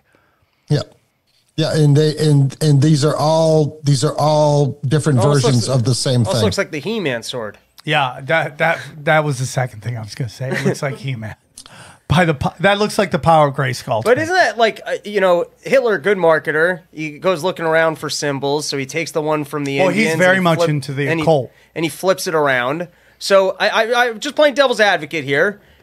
I mean, isn't it also at some point in time some artist is sitting around trying to come up with something, maybe he just rips off a logo. He goes, hey, that looks pretty cool. Are you telling me that could be just copy and paste at some point? Yeah, I'm just saying, you got some artists, you're looking for some... Dude, I recently found out the Grateful Dead, I'm a big Grateful Dead fan. They have like that... I'm sorry. What? I'm sorry. You're not a fan? I'm not a fan. Oh, I'll convert Yeah, you, I'm not buddy. a fan either. I never got into them. You know what? You offend the Jews. I'm okay with that. But how dare you speak No, ill it's all of the good, dead? dude. You It's don't all like good. Touch Grateful of Grey? Dead I came mean, out my of God. Tavistock. They're just MK Ultra to get the people. Oh that my get God, on the dope. this is a more interesting conspiracy theory. Oh, you never heard that? Hold on. Whoa. Okay, Yeah. we gotta have you. You've never heard that? Basically, But Grateful that the Dead just existed as a brainchild of MK Ultra. No, they were No. given all the LSD. Well, they were first, but- based- Oh no, I mean because they had the Ken Kesey tie-in. They were basically Right. CIA.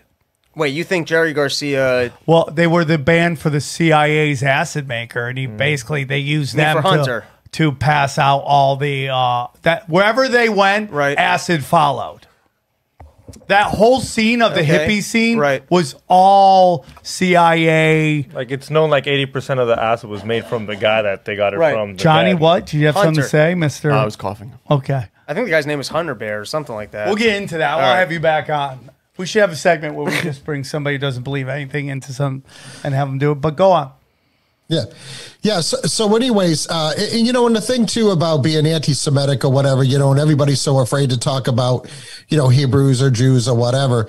I mean, it's pretty hard to be anti-Semitic against the Khazarian Empire or the Khazarian Jews because they weren't Semitic to begin with. Right. That's why they called them the 13th tribe, because the original 12 tribes of Judah, didn't include the Khazarians. The Khazarians adopted Judaism, and that's why they were called the 13th tribe. So you can't be like, if you believe that the Khazarian Empire morphed into the Khazarian Mafia, and those are the people that are actually controlling the world now. And and then it comes back to everybody says, well, the Jews control everything, right? Well, you can't be anti-Semitic against them because they're not Semites to begin with. Right. Well, this is actually this is a interesting point. No, this is a pro-Semite philosophy. This is saying, that's what I'm saying. And Yeah. they get so angry about, but that's the conditioning that you just hear buzzwords. And I'm like, what we're actually trying to say is that Jews don't run the world. It's the and Khazarians. they're being manipulated by everybody else. And it gets back to like the Rothschilds, who aren't even like Rothschild's just a name they came up with later on because once a name They wanted to blend in with the Jews, who are docile people. So you're saying that the Khazarians been trying to scapegoat the Jews the whole time? the whole time. I don't know if you're much, being yeah. serious, but that's literally what I believe. Sorry, no, I The wasn't. Khazarians wanted That's everybody- literally what I wanted- believe. The Khazarians wanted everybody to believe that they were Jewish and that they were practicing Jews, but I think in reality, I think it was quite the opposite. I think they were devil worshippers. And whole thing about, the Bowers, they brought the Bowers in to be their front people. And the Bowers, of course, were the Rothschilds, which translates to Red Shield. Yes. Which is what was hung outside of their business, was their motif or whatever on their sign was a red shield. So they changed their name to Rothschild to be more, to just sound better to the public, basically, to make them sound like they were more hoity-toity or whatever. But they threw the Rothschilds out there, and that's where they started the central banking system that went all over the world, including taking over the royal family of England when they had sent people over there to get rid of the royal family and installed their own royal family. Well, because that's a the royal big part, family today too. is German. Yeah, Right. well, so yeah. these Khazarians, they ended up in Germany. And then, I mean, if you really want to get into it, we could talk about the Ashkenazi Jews and how the theory is that the Khazarians is what the Ashkenazi are. Well, let's get. We'll get into that. I just want to say something real quick. Is that the Rothschilds are think they're? I forget who Santos Bonacci said that they're the original family. They're just a rename of this original family, which is Windsor or something like that. This much older family, and listen, based on everything I know about, you're talking about the royal family, Sam. No, I'm talking about the about Rothschilds. I'm talking about the Rothschilds were originally another name of the Bowers. The Bowers. Okay, so. Okay, so I gotta remember this whole thing. So what I know about Bill Gates and what I know about Jeffrey or what's his name who owns Amazon, Jeff Bezos and Mark Zuckerberg, is that the story that we have been told is a giant lie. It's not real stories. They're just rich kids positioned in places, which is what I believe is the story of Mayor Rothschild, where he was like 12 years old and he took over this investment firm and it's just Paul Bunyan shit. He's just a rich kid inserted into a thing. His sons were sent out everywhere. There's no truth to it. I got one question on that. So at the outset of this conversation, you had said that how kings, they've been making it like a good business and then they have a son that fucks it up. How do these guys keep this thing going if, the legacy of the kings that we openly see are basically, you got a good king, son comes around, he's an idiot, he fucks it up. So how is it how are the Rothschilds keeping this thing going for as long, are they killing their bad kids? Do they have a bunch of them and 9 of them suck, they just off them type thing? I think that's pretty close, Rob. That's pretty close because it was at least 5 sons that they send out to all the banking centers. But I mean, how can you go wrong when you're giving out people pieces of paper and they're giving you back a piece of paper plus a piece of gold with it? But that's the whole thing. That's pretty hard to screw that up. I think the whole story of all that is just BS. I think it's just a lore to make this party seem more powerful than it really is as family. I think that whole system was all set up. They're just desk jockeys, if you're asking me. And they're the fun people. And the truth of the matter is, the old saying is, if you know their name, they're not running shit. Right. And I believe that wholeheartedly. And that the real Khazarians and the dark are like the black nobility people. And there's also, according to the last one, there's a lot of Persians involved in that. So I think everything is an illusion meant to create an official narrative because they don't want us to know the real story. And that's my humble It happens in opinion. everything. They don't want you to know who the main person is. Yeah, they don't want. Like he said before, El Chapo was just the person that they show El you. Chapo was middle management too. He wasn't running shit. No. He was just doing the work of the CIA, right? And then you get into the like an American gangster. Don't wear the nice jacket. Yeah, Exactly. don't buy a super duper car. Don't do all that. Don't get any attention on yourself. What's that one family that we got censored for? I forget what they were called. The Bazaar. The Passar family. Passar Nobody family. talks about them and what they represent. And that's why I just think a lot of this stuff is super duper. It's all pro wrestling theater to make us get mad at this group because I think somebody else is really running everything, in my humble opinion. But, when you get into the Khazarians, why do we hate Russia? I mean, this fits this narrative more than anything, whatever we talk about. I mean, our media makes the Russia seem like they're what the U.S. really is, right? Going out there killing brown people who just happen to live in the wrong place for their natural resources. When I haven't seen Russia do that at all. Now, I'm not saying Russia is good guys. I think Putin is just like Gaddafi, just like what's his face in Iraq. They were positioned in there as puppets, and then at some point they're like, "I'm a real boy," and then they think they're going to run everything. Based on this premise, so we got this ancient feud between the Khazarians and the Russians. Yes. And the Khazarians, they kind of go, they're like CIA super spies. They go behind the scenes. They're like, listen, we're going to take over the world. Yeah. 'Cause they're smart. They take it over basically. Yeah. They own the financial system. Yes, they create a system. Okay, why are they still, I would think post-World War II, before they are a nuclear power, that's our opportunity, especially after, we team up with them, we beat the Germans. Germans are done. You're the Khazarians. How is that not your golden moment to be taking out Russia if you want to reinstitute your homeland? I would think waiting any more time, I would think... You annihilated, 20 million of their youngest men? I mean, Russia... Right, but I'm saying allowing them to become a nuclear power is what's going to have been your biggest hiccup. Okay, are you ready for this, Rob? They want them to nuke everything? Well, Russia today is the Khazarian Empire. Ooh, fucking curveball. Dude, do you know that? Do you know that Yeltsin? Okay, so let me give you the backstory. All right, Okay. go for it. The Khazarians bankrolled Lenin and the Bolsheviks to go into Russia and depose the Tsar, Yep.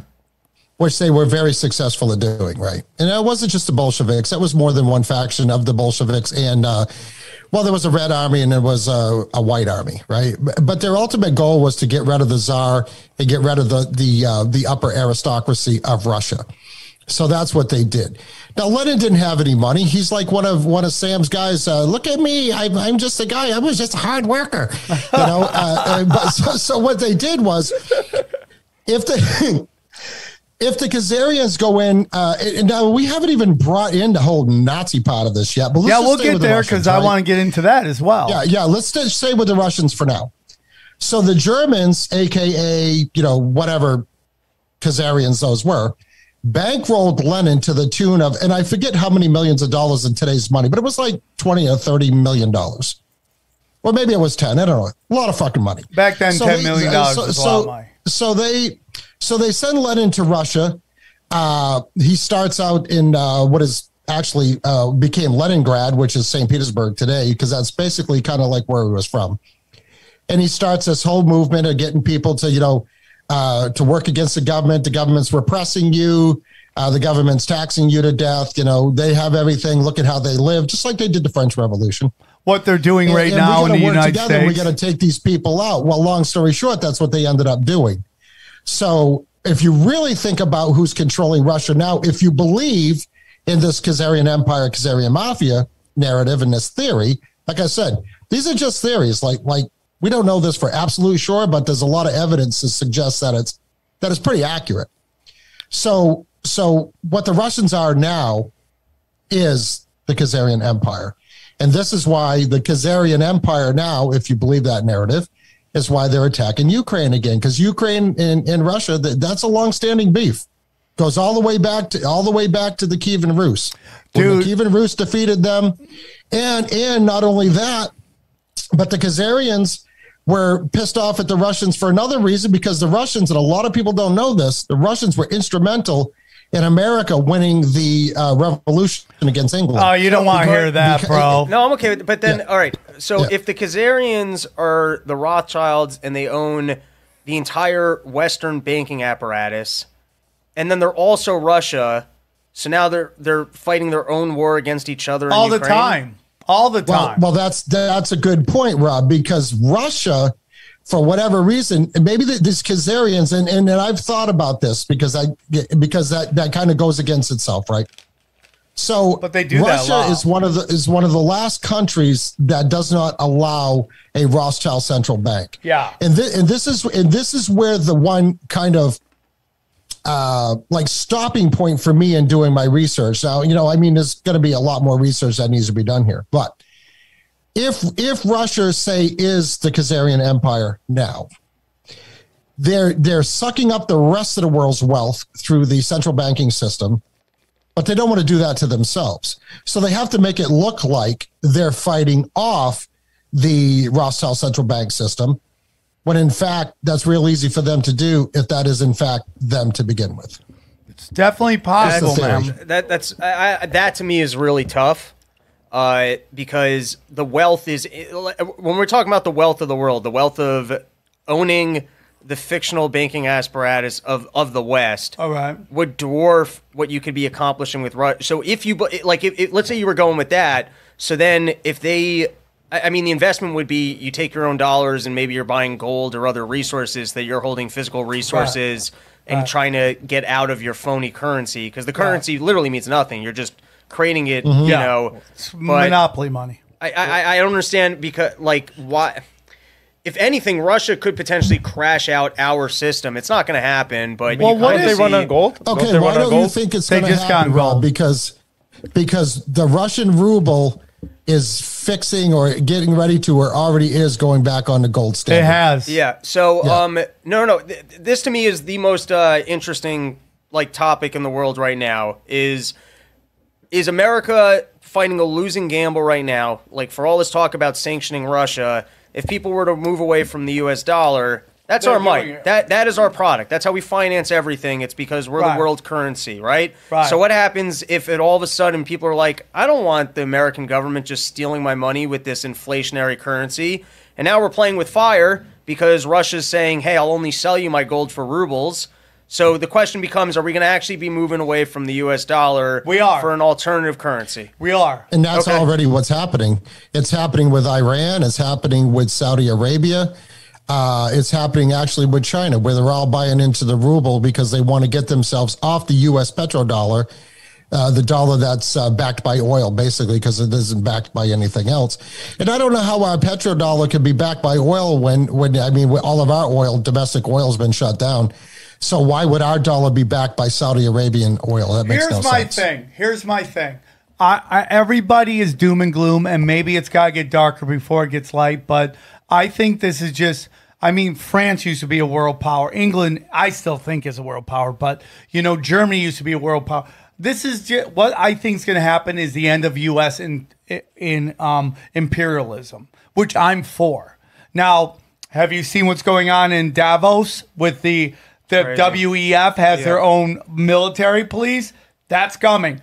Blue helmets might be coming, and blue helmets will be sent back in a body bag with blood. Trust me, it's coming, and that's going to be the truth. So I don't know. Well, I would say to me, if you see this Federal Reserve banking apparatus, I think what they're pushing for more is they want to go to the next level, which will be a single world currency that they can basically repeat everything they've done as this one burns out, which would probably be an SDR. That would be, and the guy to talk to on that would be Jim Rickards. He's got the most interesting work on that. And then Bitcoin might compete with it.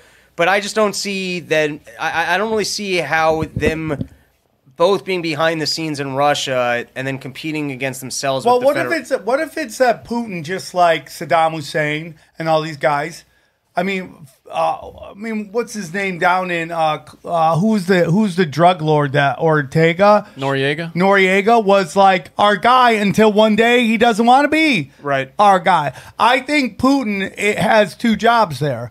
I think his job is to keep the Russian people in control. Right. And he's kind of at this moment. Well, here's the other thing with Putin, though, is in terms of world dictators, he's probably the most successful in human history. He's probably the wealthiest person that's ever lived. He probably has They're saying that he is, Rob. He probably has They're $1 trillion. saying that Putin is the richest, The only person that even comes close is like Saudi Arabian royal family, but not. But you know who he is. I'm telling you, bro. I'm telling you. Tell me, you think that the world's richest dictator of all time with $1 trillion is secretly a Khazarian, and that he's actually working working in tandem with the Rothschilds. So listen, That he was just a inserted, theory, guys. He was inserted by who? The Clintons. Yeltsin called up the Clintons. Can we put Putin in? Putin was losing. Putin had to have that massacre in a theater to false flag his way in. I'm just saying, dude. Good luck on trusting anybody in that position. He's got two jobs there. His job is to make as much money as he can and to keep the Russian people in a certain way. Now, he could come to Jesus moment where he's like, why am I playing this game with these people? I have so much money. Maybe I want to run shit. And maybe that's where it's going. I do think the U.S. government and the U.S. dollar is in for a big shock. We'll see what happens. I think you could see this. I think it's going to be a good thing, dude. That's just me, and it's got to be. It's got to get worse before it gets. Thing? Yeah, I think that. Wait, what's going to be a good thing? That we're going to have to somehow get off the petrodollar. But then that means it's either China or Russia. That's maybe, but I think if we're lucky, you end up with the Bitcoin, but we'll find out. Well, the life expectancy of any currency is only about 100 years. So here we are in 2022. The biggest crash, Black Monday, was in 1929. So we're coming up on our 100 years. I think what's happening is the people are waking up to the whole system that it's one big fugazi. I would argue though, if the lifetime of a currency is 100 years, I would say that the actual start of the U.S. dollar being its own currency would be Bretton Woods. Prior to that, we're kind of, we're not really gold backed, but now we're the currency of the world. People are we're in their reserves to back their currency. Prior to that, it was gold. So from your perspective of a 100-year currency, I guess we'd have another 50 years from, if you were, because then the count would start with Bretton Woods. All right, I'll be dead. I mean the crashes, like it's like 100 years between big major crashes, and I think that our financial system is on Bills life support, like for sure right I agree. now. Yeah, that's why I buy gold like a motherfucker. Fuck yeah, dude! Buying tons of Physical? gold. Oh yeah, dude, loading it up, silver, gold, loading it up.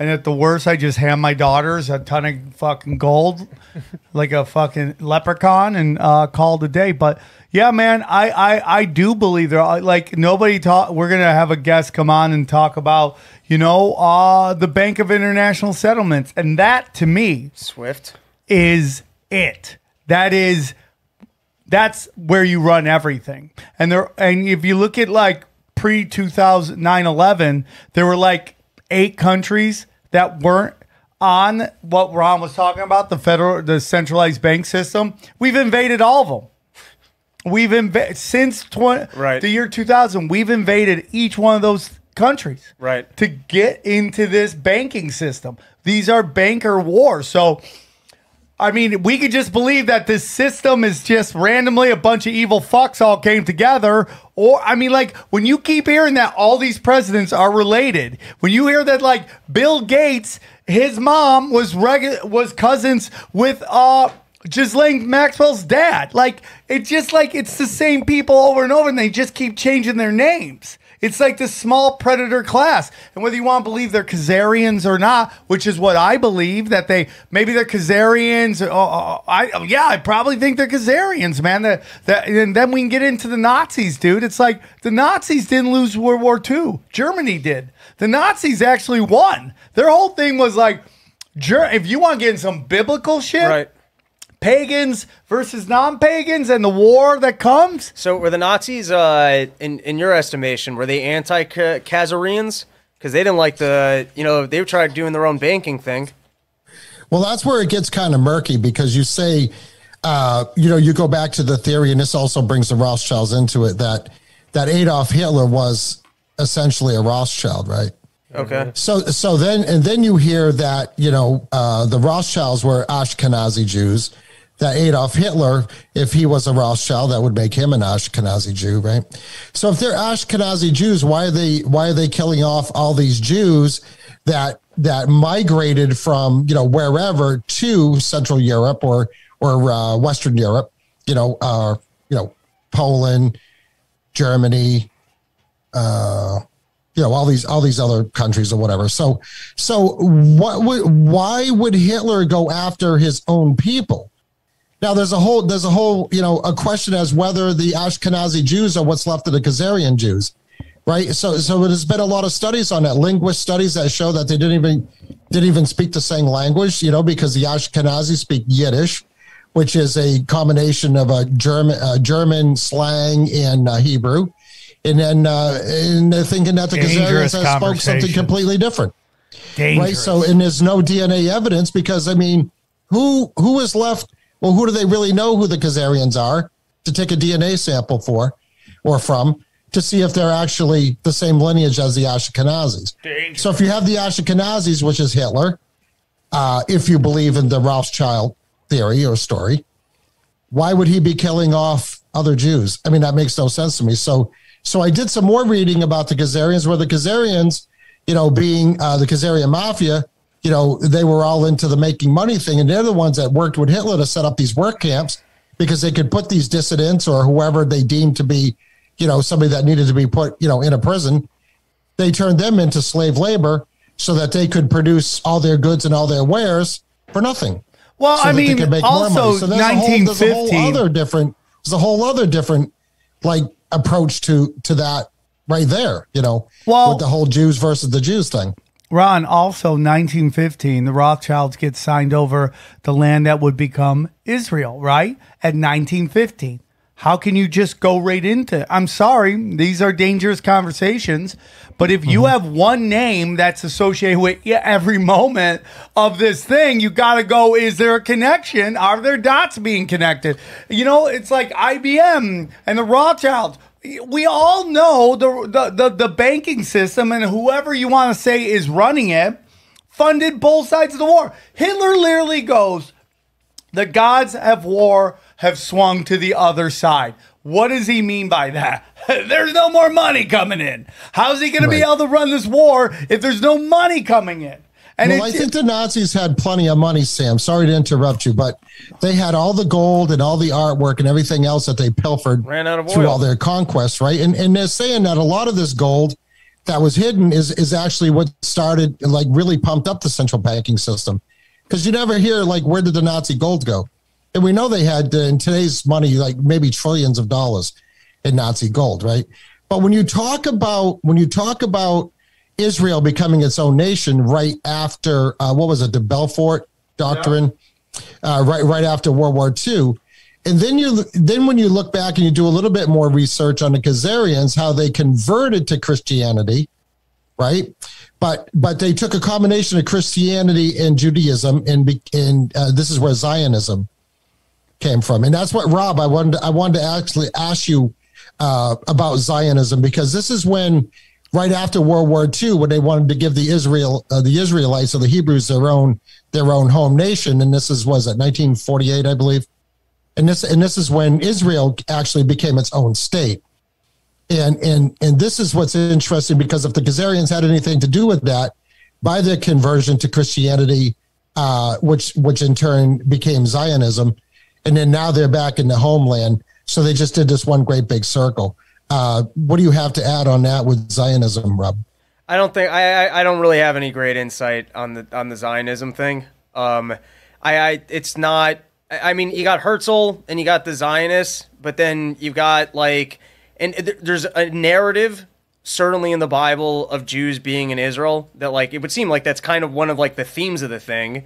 But then I've also met a lot of these, like, the Talmudic Jews that we're talking about. They just want to study their Talmud. They almost don't really care what, like, that's their game. Their game is studying Talmud. And then, like, some of the people, some of, like, those really religious Jews living in Israel, they don't really love the state of Israel. Like, they don't care about the government. They're almost like libertarians in that sense, where, like, they like living there because, like, the themes of the Bible. But when it comes to the state of Israel, like, that they're not into. So, I definitely think there's a distinction amongst, like, various groups of people, and that there's probably some Zionist thing, which is not really... Well, I always say, dude, not all Jews are Zionists, and not all Zionists are Jews. Yeah. That's my opinion. Same thing with Catholics and Christians. You know, it's the same thing. When I was, like, in day school, there was definitely... They taught us the Zionism thing, but it was just kind of like, isn't it great that Jews got a homeland and had Israel? It didn't really stretch any further than that. Well, wasn't that the basis of Zionism, Rob? Was the people that wanted to push for a homeland push for Israel?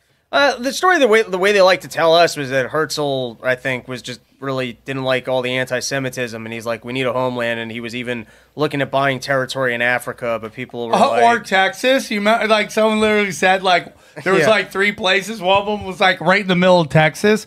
Which, listen, man, here's my whole thing. I think something can start off as one thing and get co-opted. Right. I mean, BLM was like that, right? Black Lives Matter too. We've talked about that. And then, bam, it became this super duper fucking overly, used as a tool to get people to want to fight with each other. That's my whole thing, dude. And, like, whatever Hitler was, I don't think he was what everyone thinks he was, because he dies peacefully in Argentina. Right. That, to me... I'll speak... The true thing of Zionism, or I think we're like... It's not just Jews, because you also have your Christian right that's really pro-Israel. Sure. Right, but exactly. We should not be spending as much money as we do supporting Israel. And then when you have Jews that are living in this country whose voting interest is more aligned, that borders on treason. Like, you know what I mean? So, like, that's where it starts being dual like... Dual citizenship is a big issue. Yeah. If you're here... With the history we've had of countries being like, oh, these fucking two-faced... It's like, yeah, you should be thinking America first. Like, that's the way you should be living. And so in that respect, the relationship that we have with Israel and the way that, like, they're financially supported... and I also, it's one of these things. I don't do all my... Like, I'm more interested in the financial topics. I don't do all my homework on, like, the Israel-Palestine stuff. But I'm sure they're not totally innocent there. Like okay... To give 2 sides of the story, by regional standards, you know who's the best off of Arabs? It's if you're an Arab Israeli. That's the best you're going to do. Like if you had to roll a dice of, hey, I'm an Arab Right. living out of this area, Arab Israeli is literally your best option. Well, there's also a lot. Listen, man, if you really want to get into it, for me, Yeah. is like Israel is a land bridge, which makes it easiest to get Well, I goods think from it's just, Africa and I think Asia for America, to it's Europe. your strategic interest that Yes, it's a partner. Same as Saudi 100%. Arabia. 100%. We probably took out Iraq over water because that's like where all the water in the region And flows. I guarantee you this, dude. I guarantee you this.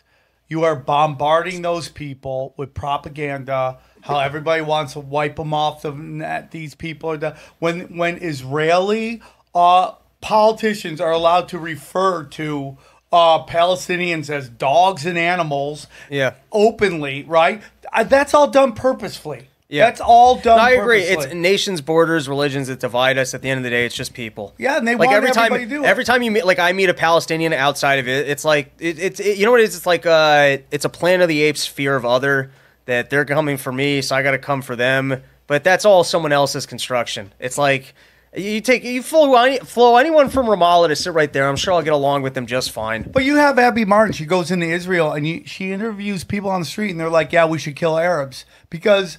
They're afraid. And there's nothing politically at risk to say that, right? So it's kind of like when you watch like anybody on like social media, they're like, white people can die, and they get retweets, and Twitter's like featured tweeted, because there's nothing political, because it adds to the chaos. Right. It makes people want to fight more. That's what it's all about. And if there is no consequence for you saying politically incorrect thing, you're going to say it. That's just the way it is. It's layers on layers of loose jacking. That's what they're doing, man. They're allowed to say, because that gets everyone mad at Israel. Then the powerful Jews in America get mad because everyone's going after Israel. And it's just all clusterfuck chaos, bro. But on the average Joe, the average Jane, everyone just wants to raise their family and make $1 and leave their kids something so they can fucking feel proud about themselves. That's where most people are. I agree. And everything else is this small fringe of 5% that is purposefully getting us to fight with each other by either doing stuff that gets us to fight or allowing people to say crazy shit. I mean, we've seen that. Like, that's a big thing with Twitter right now. Elon Musk is like, 20% of your things are bots. Just think about all the people that get the retweets and all the stupid shit they fucking say. That was done purposefully to get us all to fight with each other. Well, they've been figuring out the algorithm. There's this girl that I found out that she retweets her own things for other 7 accounts. She's like, once it gets to 7 accounts, then it starts rolling its balls. If I don't retweet my own stuff, sometimes the algorithm doesn't catch it.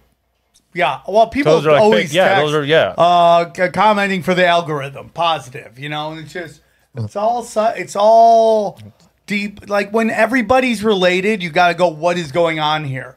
And that's why I always say that whether it's Khazarians or like we had a guy on the other day, like the Persian Empire is still pulling strings. So how do we find these Khazarians and kill them? How do we get this done? How do we track them down?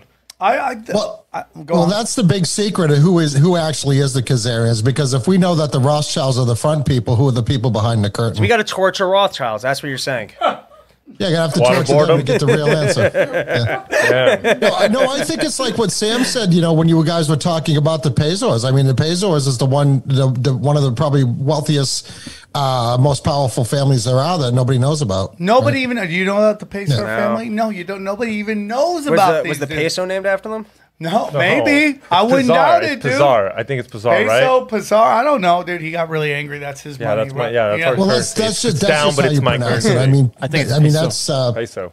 I think it's kind of a French name, isn't it? Yeah, it is. No, it is. It's from Payseur. We did a show on it, and literally all 4 of the tech companies hammered me on 1 week, all coordinated together.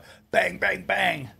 And what does that tell you, Sam? Yeah, because you're getting the word not to be mentioned. That's a protected no-go zone. Yeah, and they have children born that don't even get in the system. They don't get Social Security numbers. They don't get registered. They just live in this level of God amongst men. You think when you're born, 100%. So they're not part of the maritime system, right? You think when you're born as a Rothschild, like you think you're told, because it's probably not in your last name. It's down the lineage. Do you still think you're told, or when do you think when you're 18, like, hey, dude? No, I think you join a fraternity at Yale. You're asking me, dude? They are just put through the grinder. What I want to know is what is Hitler's kid's last name? Ooh. You know that they live in America. They know live in who New they York are, City, probably, and yeah. they're like working at Kinko's, getting yelled at by their boss, and they're just like, "Oh, if you only knew, if you only knew." Hitler's kids probably don't even know that they're Hitler's kids, but I can almost guarantee you that they're out there somewhere. And that's something I've been working on for a long time. I bet every once I'm in with a you, Sam. I think Hitler lived out his days in Argentina, between Argentina and Colombia, back and forth. I bet there are signs like every once in a while you sneeze and you end up hailing. Yeah. Yeah, it was okay when the Romans did it, but the Germans, that's a no-go. Every once in a while, you just start yelling and you find yourself in a rhythm, and you're like, I kind of sound like Hitler right now. If you really, really go deep into the darkest areas of conspiracy, there's Hitler was a good guy. A lot of this was propaganda, but I just think like, why is a good guy allowed to die in Argentina peacefully if he's really anti this whole? I mean, the people who are going to argue with you on that, they'll think that they believe those dental records that he died in Germany. So, you know what I mean? I could get a toe anywhere. Yeah, I know. So my whole if thing those are his teeth were fucked. I mean, have you seen the dental records that supposedly? His teeth were fucked because he was a tweaker. He had like 4 teeth left. That makes sense. 4 real teeth and a metal jaw. He loved doing tweak, bro. Tweaking his ball. He thought he was getting hit with vitamin B, and they were just hitting him with the fucking tweaker sauce. I bet you he was blowing on everybody. He was on a med that his doctor, I think his doctor was Morel, who was a quack, had him all jacked up every day on something he called Vitamultin. Well, that's why I don't believe some people think heroin and cocaine, and then you had Pervitin, which was the methamphetamines that they fed the troops to make them into Ubermensch, super troops. And even some of the American military, they have amphetamines in their and that's my joke. That's why Germany lost the wars, because they were all tweaking and they stopped fighting. They just wanted to suck each other's dicks in the bunkers. That's why I don't believe he lived a long time, though, because if you see those videos of him some people think he lived in like Antarctica, for 20 more years. If you see those videos of him greeting the children at right near the end of the war, the guy is on death's doorstep. I mean, his hands are shaking. He looked. There's a theory that no way that man lived more than a couple years. There's a theory that his doctor was trying to kill him. Of course. That the other Nazi doctors hated him. They just loaded him with drugs. It's like there's no way you'd give someone that you wanted to function that much shit. And it was another theory that he had Parkinson's also. Yeah, I buy that. Well, dude, I mean, we've also seen that all of these people that did hard drugs for a long time got Parkinson's. I mean, like, you just look at the 70s and cocaine. All those people that were doing just ice cream scoops of cocaine were fucking shaking towards the end. I get accused of it all the time, like, because I'm super tweaky. But, just like that's what they did. Mitzi, Richard Pryor, Robin Williams, they all got Parkinson's at the end. And we're shaking and getting fucking weird. I mean, we got fucking Michael J. Fox was doing Molly like every day. Really? Doing Molly all the fucking time, and that's why he's the poster boy for Parkinson's now, right? Yeah, I mean, this Carlin doc, I just watched it, man. Carlin said he would stay up for 6 days at a time on coke, dude, and just be having full-blown, he would be talking at the top of his voice for 6 days and then have to go do 2 hours, and he just had no voice, and he would get out of it. He had a doctor that would write him notes, said he had laryngitis, to get out of it because he couldn't talk. But yes, live that long, going that hard. Well, yeah, I mean, his heart eventually is what got him too, because of all that. At shit. Like what, 80? No, he was like 70. But yeah, I mean, he made it up pretty good, like 71, something like that, 75 maybe. He looked horrible if he was only 70. Will you look that up? I mean, he looked 80. I saw him towards the end. 71, yeah. Oh, really? Yeah. Wow. When you see the pictures of Hitler that Rob was, talking about, like Hitler was only in his 50s when he allegedly committed suicide. Yeah, I mean, he wasn't very old at all. Are you talking about him at the end? When he was going to die anyway. But yeah. When he come out of the bunker right at the end, and he greeting was, those kids, right? Talking to all the little Hitler youth kids. Yeah, I'll show you. He looked like he was 75. In actuality, he was only in his 50s at the time. Hold on, let me see if Do you guys think that one kids show where they have the like what's the kids show where they walk around in like with the weird scuba gear on? What is that? The scuba gear. What's it? And they think it's based on like kids in the Holocaust camp. The Implorables. What is that one. Oh, no, sorry about that. Yeah, look. I mean, just look how rough he looks here, dude. I've never seen this. This is him right near the Yeah, end you'll of the war. see. You'll see. There's a shot when his hand is behind his back and it's shaking like Trembling, yeah. crazy. Could be cold. And what these are the Hitler Youth that have been brought up to active duty essentially to defend the To city. defend near the end of the Berlin. war, Yeah. To what? They were going to See fight. his hand trembling? Oh yeah, it's shaking. He looks like such a sweet old guy. Like he's gonna serve you a scoop of ice cream. Right. Well, look, I mean, he just got that Biden look in his eye. He's just gone at this point. You can tell. Well, you know, one of the theories is that Himmler was actually running the show towards the end, and Himmler, he was a bad actor. Absolutely, so he was the head of the SS, which he was essentially second in command to the Fuhrer, and he was responsible for the concentration camps. And then, of course, there's the conspiracy theory that Hitler knew nothing about those, which, you know, it's a pretty hard one to believe. But Despicable they Me. kept that quiet. I mean, Can a you lot of imagine people that in the moment? world, I had a great uncle that was part of a group of American soldiers that come across some of the first concentration camps. I'll tell you what, that messed him up, too.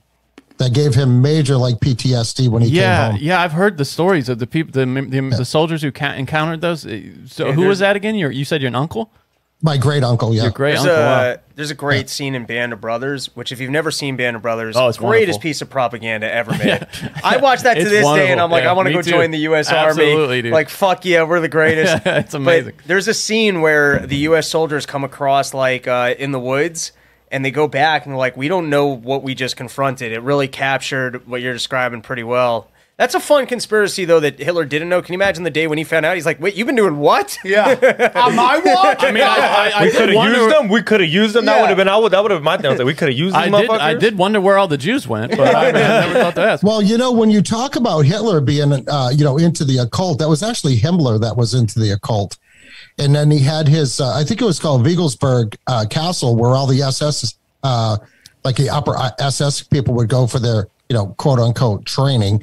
And this is where that insignia of the Black Sun was on the main floor. And this is the insignia that this shooter had, which they in turn tied into the Azov battalion of the Nazis that are fighting in Ukraine, right? That we're funding right now. Is the Black, Biden the loves Black those Sun people. emblem is actually something that Himmler used, because Himmler wasn't to the occult. I mean, he sent people all over the world to try to, find Shambhala or find Shangri-La or whatever. He sent people to Tibet. And of course, then there's the whole conspiracy theory that Hitler or whatever top Nazi said, well, we had divine help, and we had help from, them pointing up to like extraterrestrials. Well, that's so. I mean, that whole thing goes into, who was really in charge over there. I mean, Hitler, yeah. I mean, he was the head of it, but I think you'll find Himmler was teamed the up with man the wrong aliens. Really ran the show. Did he, He was though? a chicken farmer. Apparently he he was lost, a chicken farmer. so- Did he? I mean, like, what if his job was just to this whole- stir the shit up and then to move to Venezuela? Well, I mean, the Kill whole some thing Jews? was like, what if you wanted, like, basically destroy Europe, right? Which you did. Why do you die peacefully in Argentina? Why do all of your why do they go to Antarctica? I'll ask you a different question. Okay. Okay, fine. So your theory, aliens, Aliens. they task Hitler with fucking up Europe. No. No, they tasked him with super weapons like the Nazi Bell time machine. Mm-hmm. Or okay, now we're getting into some more stuff that maybe aren't yours, but what a great way to build up the American empire, in which you have complete and utter control of now, because Right. it's a brand new country. So the only in politics, typically speaking, like when you have your pawns and their utility comes to an end, you usually don't make good on your promises. What do you mean? You usually kill those people. That's what I'm You saying. don't keep your word. But You what get if he what you need didn't out of them, and then lose? you dispose No, of them I'm after. saying if Hitler's role was to go and do this whole thing, whoever made him a promise of, you're going to go retire in Venezuela, they don't make good on that promise. We don't know. It's What like this would just be like a modern day example. What's his name? So you think Jeffrey Epstein's dead? No, Jeffrey Epstein Because might he would be a pawn. Well, You would save him. it's He like might- killing the assassins in the Kennedy thing. It's the equivalent of that. It's leaving no trail of it. That's, Right. I mean, I agree with him. I think if it was that kind of thing, there's no way they're going to make with that promise. They're going to off the guy. There's no. Well, my consequence. whole theory is if you've created a certain scenario, right, that and the Nazis are the good guys. I mean, or from the banking organization, the good guys, right? They're not good guys, but they've done their job, right? Yeah, but they're used up now. You know, they have no utility. But what if his job was done and his crew won? And he's like, yeah, dude, I'm going to chill in I mean, obviously he didn't say define one that he fulfilled. What was his mission that he destroy Germany. Okay. And then Europe. Fine. Who's the person that tasked him with the mission? The banking organizations. Okay. Banking organization tasks Hitler. Yes. Hitler completes his mission. Yes. You think that from then they go, all right, we're going to make good on our promise, and you can go live in Venezuela. But what if he's one of them? Sam, here's why they don't do it. Because let's say. So you're saying you don't believe that he died in Argentina? I don't really know. But why risk him getting Alzheimer's? And maybe he starts to get a little chatty toward the end, not because he wants to, but because he's got mental illness. But you have to understand when this was. Where he was and when there wasn't the internet. He couldn't go on Snapchat. I'm feeling sassy today. Let me tell you. Wait, Sam, no. He's the most famous face in the history of the planet. Well, he just has to shave the mustache, and who really notices? Yeah, and then he's some German doctor. He stumbles onto the streets and like, hey, I'm Adolf Hitler, and then in the middle local of newspaper nowhere, finds out about bro. it and ends up everywhere. You know how you'd spot Hitler? They found Eichmann, dude. Come on, they found Eichmann. Here's how you spot Hitler. I'm telling you, the farts. Yeah, no one farted like Hitler. Really? That guy had stomach problems the whole war, dude. That's why he was dropping bombs. Oh my god! He was a vegetarian. Exactly. Really destroyed digestive tract. Yeah, no, that's true. Respect. That's what's fun about Hitler. Like, you think of like some confident guy thinks he's gonna win. There's a dude just making diary in a bunker, and his own private doctor's just hopping him up on amphetamines to keep him going. And he did not want to be living that life. So he was supposed to be an artist, and he got himself him like yelling and screaming. Just so it's like exactly. That guy's getting the gas out. This theory of why Hitler, had his dislike for the Jews. And I know this is kind of far off, but Hitler aspired to be an artist, like Rob just said. When he went into to Vienna to become an artist, and he kept trying to get enrolled into this famous art school in Vienna, and the man that turned him down was a Jew professor. Yeah, I mean, like, it's also something to do with his mom. And the Jews did deserve it. And it's just like, I mean, it's a whole bunch of stuff that just starts getting deeper and deeper. And maybe in the next fucking 500 episodes, we'll get into that. For that reason, I understand why he did that to the Jews more. That's what I'm saying. I mean, dude, I wanted to get in art school and nobody did that. And it's like, Sam, I can come back and we could talk about the Fourth Reich. That's a great subject. Oh, yeah. We'll do that. I'm totally down. I love this episode. It was a great episode. So real quick, Ron, tell them again where they can find you. Okay, you can find me on Instagram at Ron from New England, all one word. And the Wicked Planet podcast also has a page on Instagram. Come and give me a follow. We're looking for some more followers, trying to get some more listeners. My podcast is the Wicked Planet podcast. It's based out of New Hampshire. That's why they call me Ron from New England. It's my little alias. I think everybody knows who I am now. But you can find me wherever podcasts are played. It's basically out there.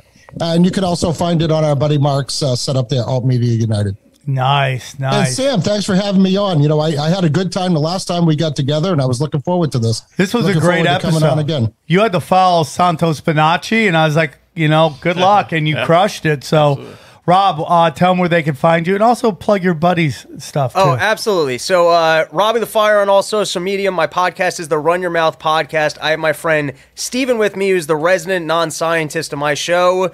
He's done a couple episodes where he's really gone deep on everything COVID and been right on everything. You can go down the archives and find that. And then I'm currently doing summer porch tours, house parties. We're throwing parties, people's living rooms, backyards, getting out there, concerts, live podcasts, all sorts of fun stuff going on. So I'll give you guys the link for the episode. Are you still with Dave?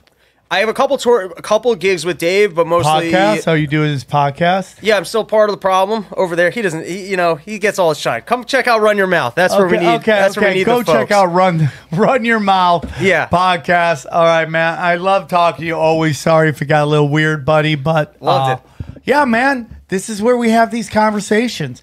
And guess what? The walls didn't bleed. The world didn't fucking implode on itself. you could have a fun conversation. I hope to see you guys in Michigan. I hope to see you guys next week in Ohio. Grab your tickets. If not, Daddy's not coming back. We're doing well, and I love doing these gigs, and I appreciate you guys very much, and thank you guys for the support. I hope you loved the last couple episodes because they have been fire. So thank you for your support, and talk to you soon. We go deep, homeboy. Aaron, open your mind. Drink from the fountain of knowledge. There's lizard people everywhere. That's some interdimensional shit. Wake up, Aaron. This is only the beginning. Dude, you just blew my mind. Tinfoil hat.